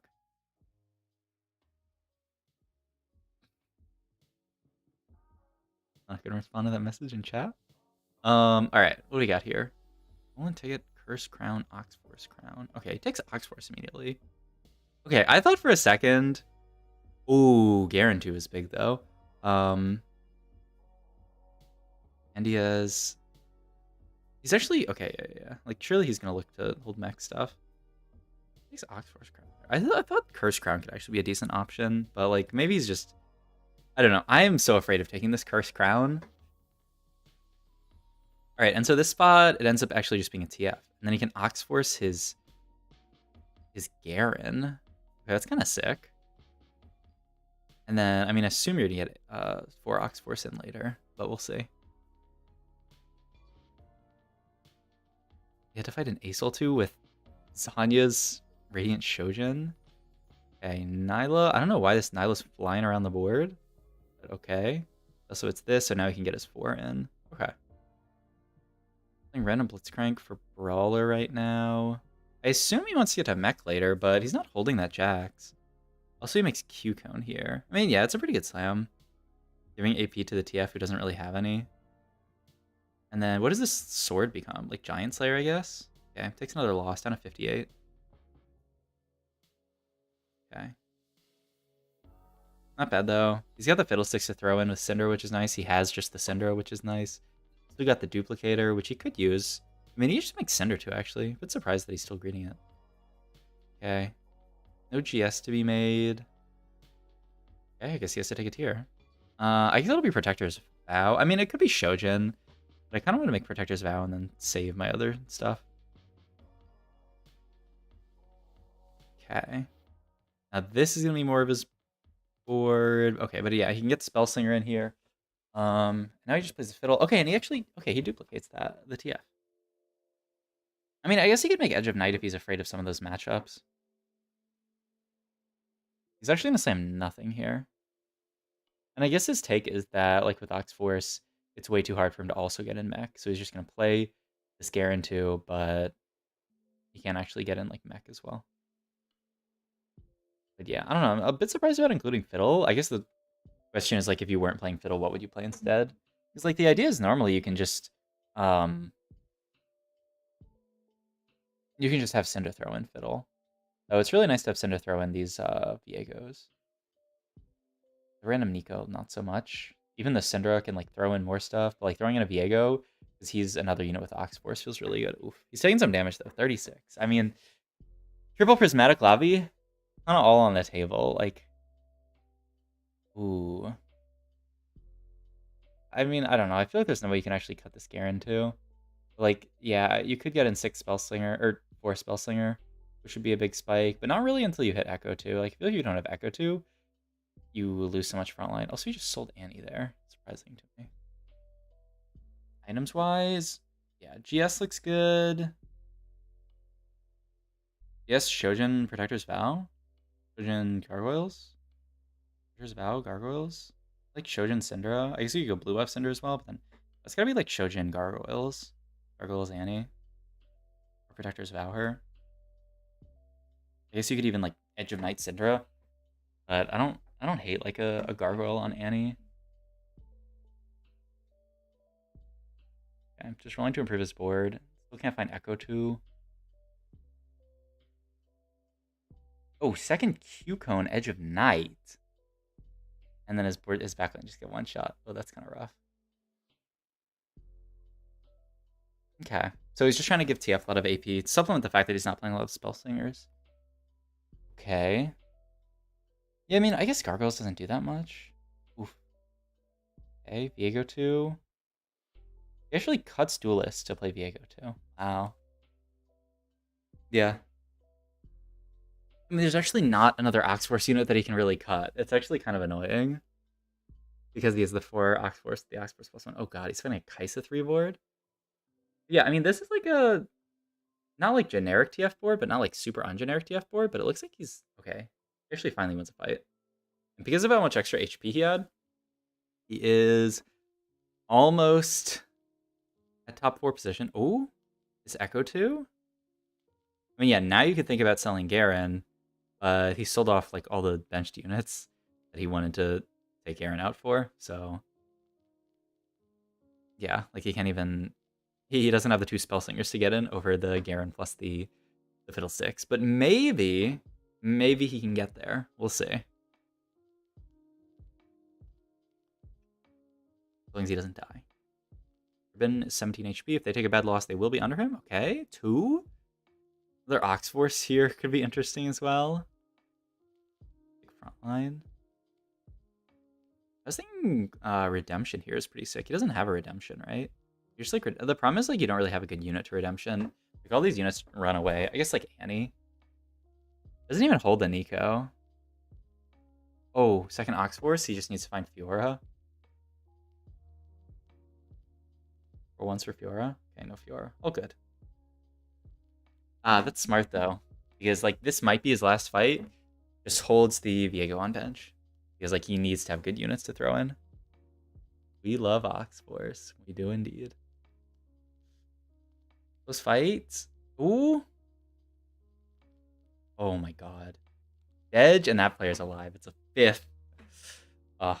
Rough game for Setsuko. He just could never get onto like that stable of a board. It always felt like his board was a little too weak. But even like, I don't know, this board doesn't look that bad. Also sort of like augments issue maybe. But I don't know, Electro Charge has really good stats. Okay, I think I'm gonna try to play one.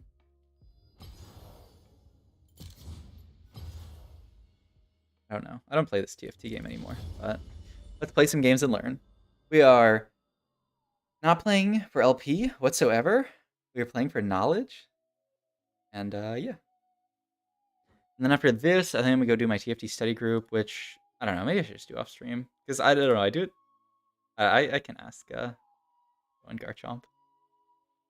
So we're going 8th. I mean, not necessarily, but I won't guarantee that I won't.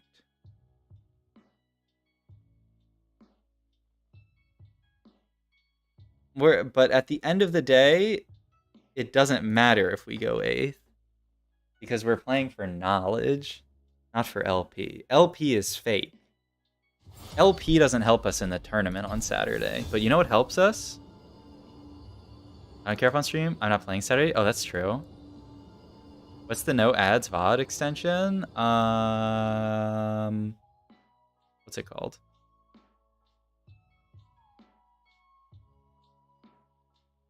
Twitch. No, it's not called that. Twitch VOD downloader, I think it's called.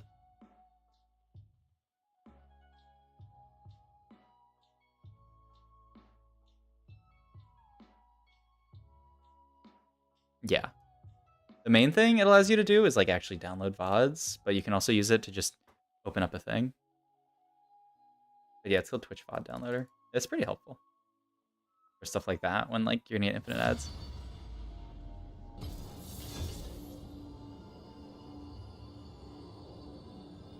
All right, but my boy Joe Bookmark is playing in day 1. We'll see. Amaru ad, true. That's how they get you. That's life, man. You become big, and then you're in all the other stuff. Oh shit! I have Bunny Muffins in my lobby. He's in my day 1 lobby. So I gotta establish dominance by winning this game. Okay, I'm down to try this Giant Spell start and also this Pantheon start. This is the Joe Bookmark. This is the Joe Bookmark tech plus the Garchomp tech. What the fuck is this, man? I installed the stupid Metafy app because they give you win rates, but like of your augments, which honestly I don't even know if it's allowed for tourney. Don't give me matchup tracking. That already exists. Don't give me mini-map matchup tracking. Yeah. I should honestly even turn off the win rate thing because it's annoying, but whatever. Saw it in your YouTube video. Love the VOD reviews. Fog. Appreciate it. What's up, guys? It's Eric here. How do I have a 52% chance to win this? A little odd, huh? Oh! Infinity Team game, perhaps? And I just get the ribbon in? We can always just make 10 here. Maybe we should just sell. I mean, I don't know. Making 10 at 1-3 is very good. There's a good chance the app doesn't even work properly on Tourney Realm. Oh, that's a very good point. It probably won't. Okay, I can't turn down making 10 here, though, right? And I can even just still hold Shen. And, like, I don't really care about any of these other units. I mean, I don't know for sure what I'm... Oh. Okay, I kind of want to hold Kaisa as well. Let's just do this. This is just full gold opener. Get my admin.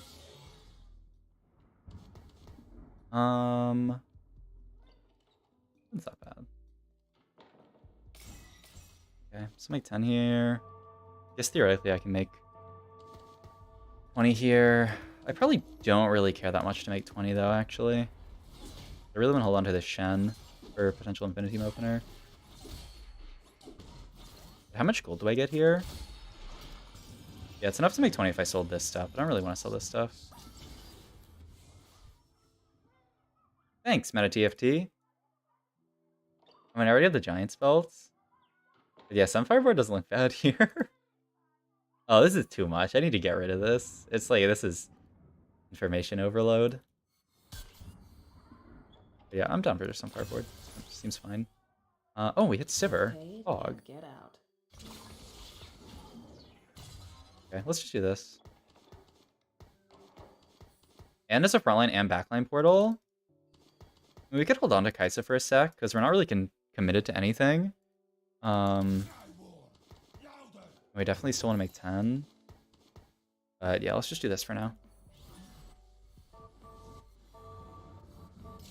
Wow, we started Giant's Belt, and now we can flex anything. Except we can't make Sunfire because we took Sunfire board. We can just still make like Warmogs or Redemption or something. 68% win chance? Pog? Wait, is this really... If I ever lose a fight that I'm expected to win, I'm uninstalling the app. Uh-oh. Okay, we're chilling. Meal pair? I'll just hold this. Take my time with them. Yeah, this is fine.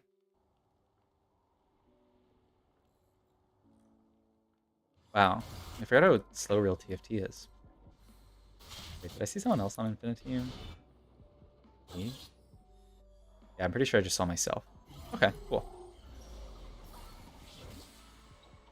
I've seen people do like 4-unit win on 1% chance. Yeah, it's kind of us. If we win, we can make 20. Is that right? Yeah. I'm down. And the Giants will if I have to. I mean, I'm definitely holding these pairs. If I lose, I don't know, hold Bane or something. Yeah, it kind of looks like these fights are going to be hard to win. Maybe we can. Let's see.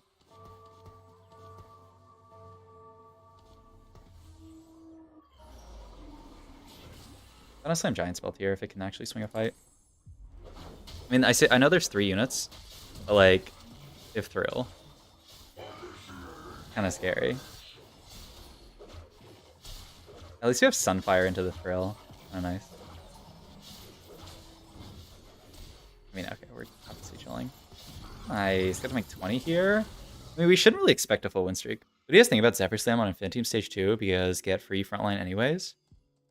I don't know. I don't really like Zephyr Slam early. Feels pretty low impact early game. I remember watching one video from Mismatch Socks a long time ago where he said like Zephyr Slam is theoretically good Stage 2 because like you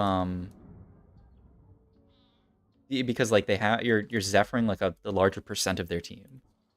But like I'm pretty sure that's just the biggest app I have ever heard. But all good. I guess I'll pre-level here and make 20 still.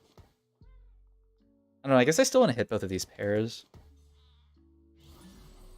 You know when the Sox vid was? Oh, it was a while ago.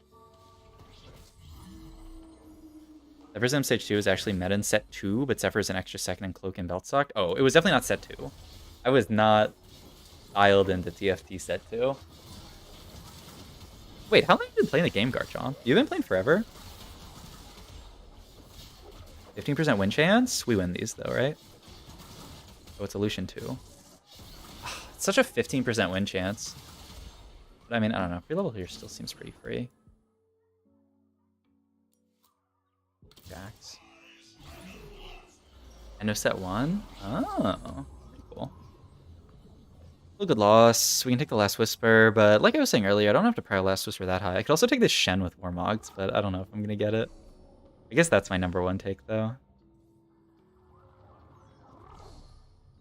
The only scary thing about 0 items opener is that like I have no clue what my items are going to be this game. Okay, I'll just take the Last Whisper. Seems good enough. That's pretty sick. I always see these people who make like tier lists of like their favorite sets, but like I only really started playing a lot in 5.5. So like I feel like I can't do that kind of stuff because like I don't really know. You know, I can't be like, oh man, set 2, Bedge, remember guys? Because I don't remember guys. Okay, we'll just play this for now. Fine, Last Whisper. If we come across anyone with like less than like a normal board.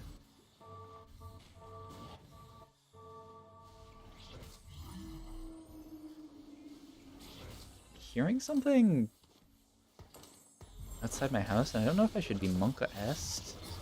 Maybe it's just inebriated people.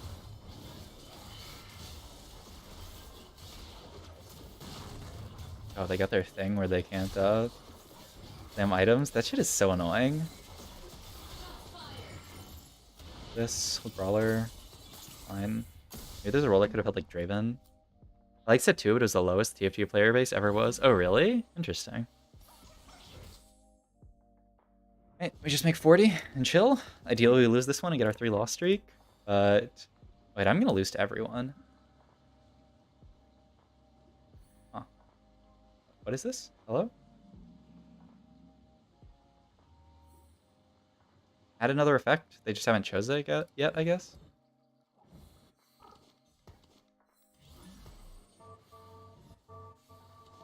Obviously I'm doing this.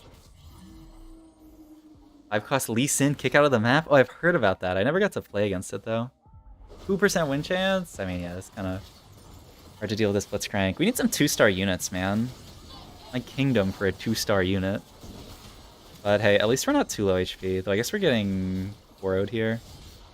Yeah. But still, I mean, 81 HP, 40 gold here, not too bad. We're not really expected to win streak. 60 AP. At 66% HP, admins gain 120 AP, and then boost that by 25%. 150? Yeah, that's kind of scary, huh? But hey, we're making 50. We're chilling. But yeah, I've got 3 pairs. As far as adding a unit here, you can just kind of add whatever. Like, I think Morgana's normally pretty good, but like I already have Last Whisper, but it's probably still fine. And like, we know there's at least 1 LeBlanc player in the lobby. I don't think anyone's Gnar, right? That I can see. Yeah. Let's like find some way to pivot in.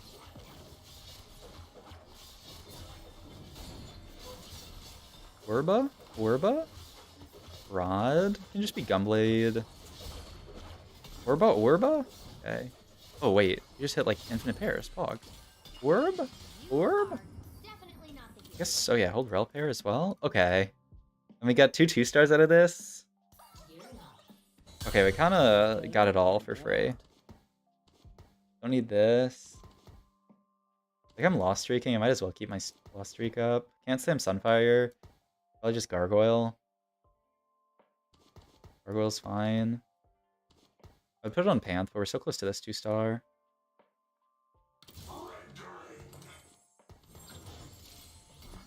Rammus. Roll a little bit at 3-2 for this 2-star, this 2-star, like this 2-star. I guess I could have held Renekton, actually. Brawler. Ribbon. We'll see, though. Play whatever. We're never playing you. You're realistic. BIS case scenario here. Gen Augment's good, Silver Augment's good, Infinitine +1's probably best, especially because we have the front and back portal. Good loss. Especially if we can kill this guy. I should say him Glove. Always going here. Might have killed Blitz with the glove. Okay. What do we got? I don't think it's Time Knife. You can also just roll for Samira Augment, which is probably the best thing to do. Also, Recursion Matrix is really good. It also gives us a 2-star Shen. I mean, I don't know. This can't be bad, but we do sort of like low tempo here. That makes any sense. Ah, fuck it. It's a 2-star Shen.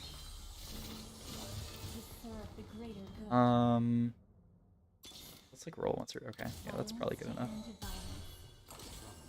Only downside here is our backline's a little scuffed.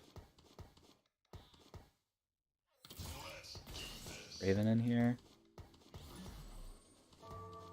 I think this is fine. I guess we can play 4 Defender if we want to. Oh, LeBlanc. No Morgana to deal with it. 89% win chance? I hope that's true.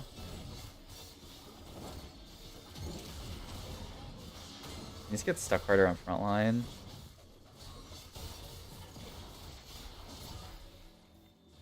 It was not 89% win chance. I'm not sure why it thinks this is 89%. That's crazy. I need to turn this thing off. Oh, this guy FF. That's good. That's good for business. Okay, I'm officially turning off win percent predictor. Okay, another Shen, Atrox. So we can use this to move items later. We also, I mean, we didn't have that bad of positioning for it. We don't have that good of a backline. I guess I could throw in a random main, but at least we get peace for this guy. Okay. But yeah, the big issue is we don't have Sivir 2 yet. That's what I meant? By the LeBlanc thing? Oh yeah, I mean that is this patch. That happens a lot. Unless you're talking about some specific thing. In which case, I don't know. Hey, at least we got our 5 loss streak. I think we're cracking it here. I mean, I'm down for Kaisa to 1v9, but I don't think it's possible. Okay. Not bad, not bad. We're 65, but like, I don't know. 65 is not that low here, and we're quite rich. We can go 7 next round for free, basically. Reroll, Mira. We don't have Lucian if we want to play. Ooh. We don't actually have a way to use the sword. We should, or the spat. So we should just take sword. IE or Gunblade. Oh, what's better here, IE or Gunblade? I mean the problem. What? Huh? I don't know what they pinged, honestly. I hear Gunblade.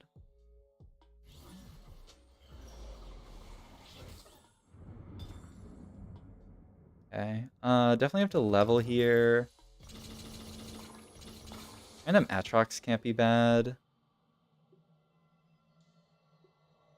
Yeah, this seems fine. Sell you. Still don't have this 2-star, but we'll just... I mean, depending on how our next fights go, we could actually potentially 4-2 it. But, I mean, maybe we should just roll deeper here. We have to slam something, though. Gunblade. I guess I'll go Gunblade. Like, this can only really be IE, huh? Like, Podge doesn't feel great. Maybe Guard Breaker, I guess. Like, Guard Breaker with no ability for us to crit feels a little bit bad. Oh yeah, winning this fight feels really good. Okay, so who hit Giga BIS? What are they complaining about? The LeBlanc player, I guess? Yeah. Okay, it's... Bruh. Like, it's gonna be okay. Alright, we're 52 here. Hold Wukong in case we want to play, Defender, Mech. But yeah. If we win this fight, we can 4-2 it. Okay, it looks kind of hard to win this fight, though. be honest. At least we have like Riven 2 and stuff. Definitely have to swap Shen side. But everything else has to stay. Yeah, I mean this is okay. They actually swap sides, and we fought Clone because that guy FF. Maybe we can beat Clone. This Kaisa 2 with her hero augment would be scary.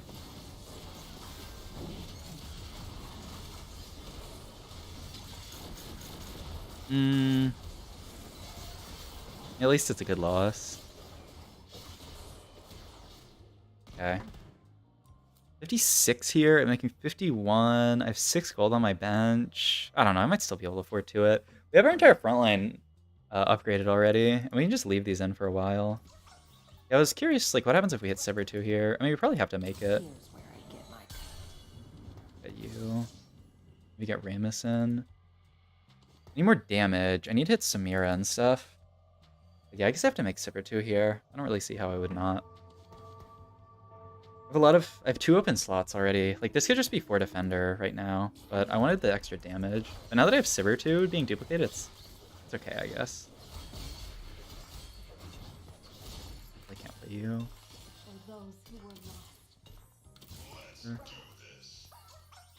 Oh, we already have Sunfire board though.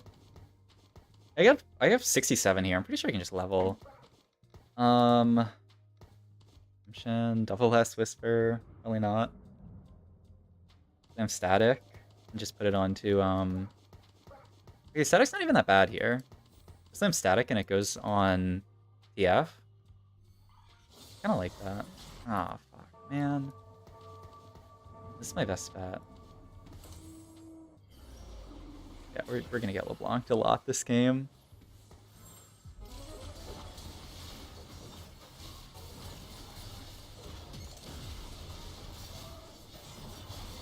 At least this portal's like corner, so it's a little bit more awkward for the LeBlanc player to position for it. Oh yeah, not even that bad of a loss. We went with the Shen ult, maybe one more Sivir ult, we can kill one more. Nice. Okay, 2-unit loss, not that bad. I don't really think there's a reason to hold Ace Soul with Unforward. Oh. Okay, we can't get 1 unit loss, sadly. 48 here, 67. Yeah, I'm pretty sure I can just level here. We'll see, I guess. No. Pretty sure it's just reroll these. Exels is fine, I guess. I say Cyber Uplink is good, but not really for my comp. Here, I could just pull this up in a team. It still says Cyber is that good, huh? That's crazy. I don't really agree.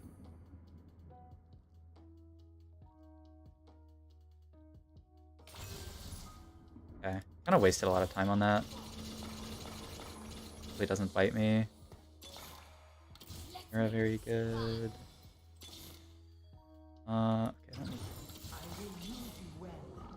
Yeah. Oh wait, I still don't have okay, I need to finish my pivot, of course. Probably not playing. I mean, we obviously can't play 7. And we need to move our front line for Exile's value. Okay, I don't need you to. Ramus 2 legitimately could be playable. No items. I'm not gonna put items on him. I'm not playing Belveth. I'm gonna make Ramus too. Just for some flex play. And I need to get you in. I need to high roll Ezreal. And I can probably just leave items on Shen for a while. The F pair is good, Garen is good. Okay, yeah, you need to come out for sure. I can get you in. I guess I could legit just get Mech in.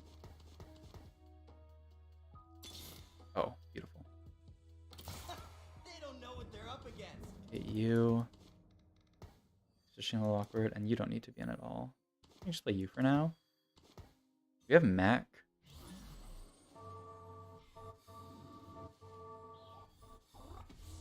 We don't have Garen too. So it's like, it's a downgrade for a while. I don't need these echoes. I'd like to get, oh, it's just Samir over you. Okay, that's a troll. And I should probably be duplicating the Ez. Okay.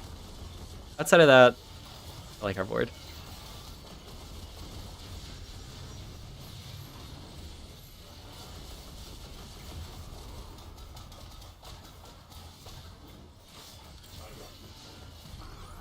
can make gold here.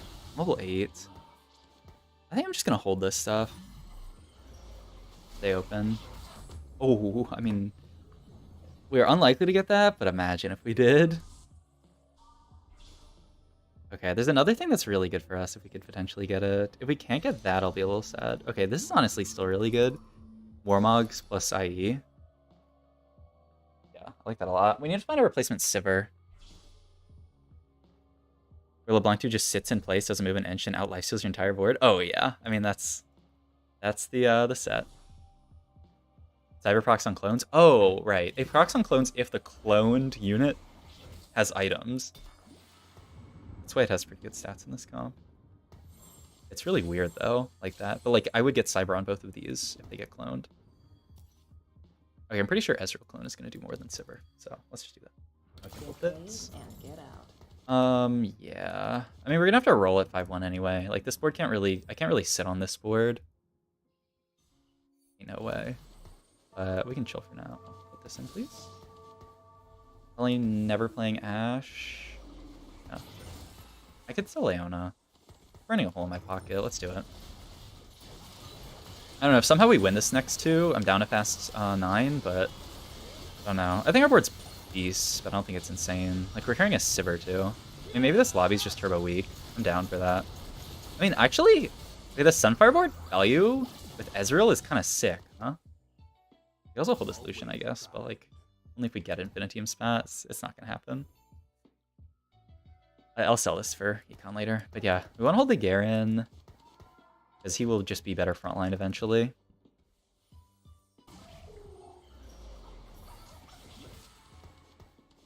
I'll sell this if we lose. But yeah, guaranteed to hold this stuff.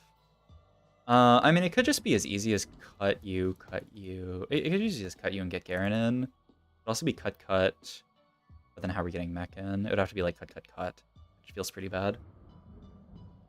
And we already have the frontline portal. We don't really need it. This guy's 100 streaking still. That's not good. Guess we'll do this. Like, I don't know. This is either right on the edge of Urgot ult or it's still getting hit. Not sure. It's like either like this wide or like this wide. Oh, fuck. That Ezreal got collected. That's very bad.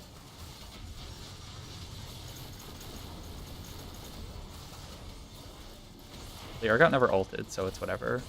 Okay. For the record, we were outside of the Urgot ult, though. 36? And I'm kind of dying. Can I really go 9 here? No, absolutely not. How many Garens out of the pool? 3.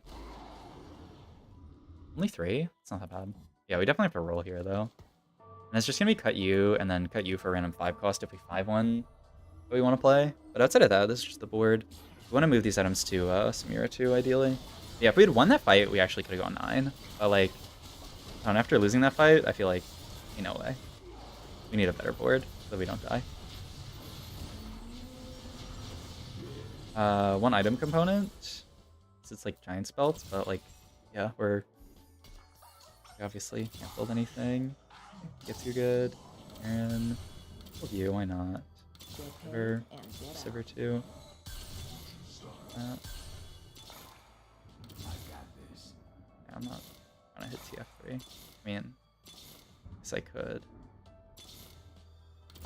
But like, stuff is more important.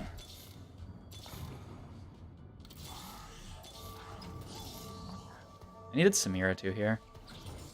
I held too much random shit. I also need a replacement Shen so I can move items. Is that even that much better? I do move items. Oh, LeBlanc player. I actually, like, now that I could actually have my Sivir in a good spot here. But I didn't. Go TF. Go Sivir.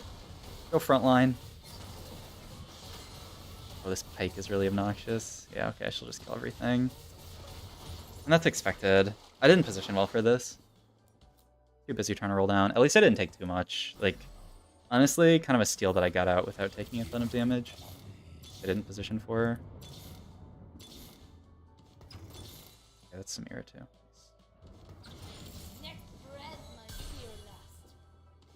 And I guess we're just playing this Rammus. I'd like to cut it for something, but I don't really see what I'm supposed to cut it for. Then you could maybe go 9 from here, but it's definitely not guaranteed. I kind of like having Samira here so that the Ezreal, maybe it's just the Ezreal the Ezreal autos. Like, his ult is the big thing, so I probably should just corner her so that she gets out of trouble. Okay, Ezreal hopefully can shred through a lot of this. Okay. Just need to keep living for like one more Samira ult. Nice. We can deal with that. Okay. Good hit onto Bunny Muffins, who is our fresh competition for top 4 this game.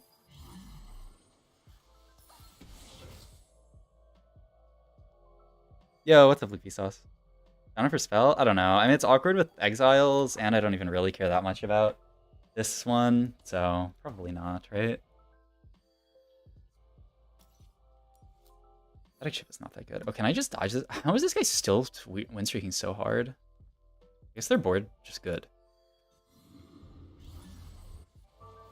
Really when I say it like that, but let's do this. So Sivir and her are same side. It's a minor thing, but it could matter. We did fight this guy. They just went fast 9, never lost a fight.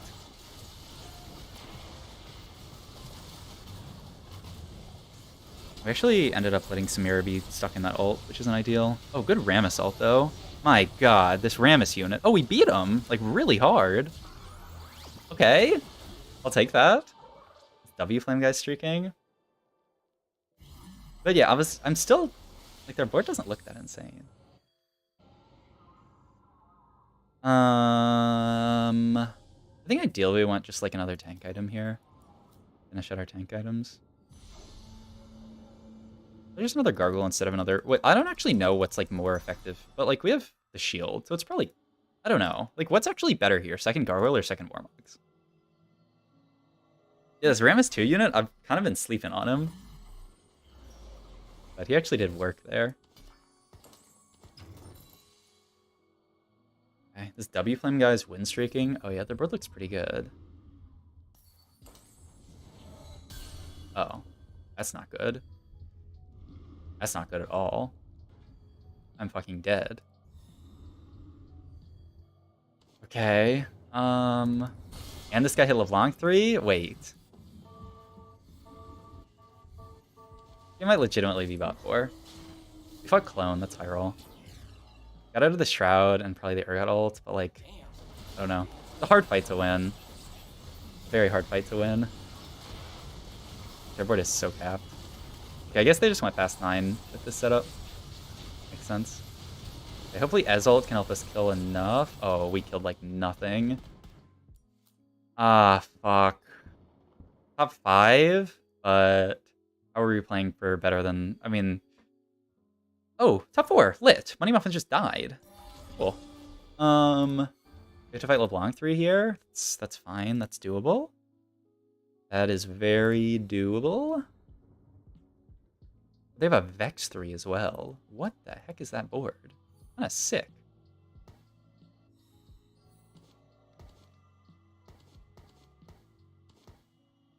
Nah, it's still gotta be more like this. Or maybe like this, actually. Okay, that was a little slow. Like, ideas put Samira here. And hopefully he won't die. We also are gonna one-shot their gen really early, which is kind of fun. I don't know if it's gonna like win us the fight or anything, but it's something. Oh, if both Ezreals gets ult off, don't we have a pretty good shot? Okay, one Ezreal got ult off. Also, my Shen's stuck in Narnia. Oh. We got one shot by something. It's a fifth. It's a fourth. I guess I'll take a fourth in this lobby. This guy's board's insanely high roll. I mean, not like high roll, but capped. I don't see us beating this, and this guy somehow win streak the entire game. So I guess I'll just take a fourth there. Not bad. I guess we could have like rolled to find S2, but like that guy also had S3. So yeah, I don't see how that was happening. Go bookmarking game for 16 minutes. All right, then do study group after go bookmark gets out of game.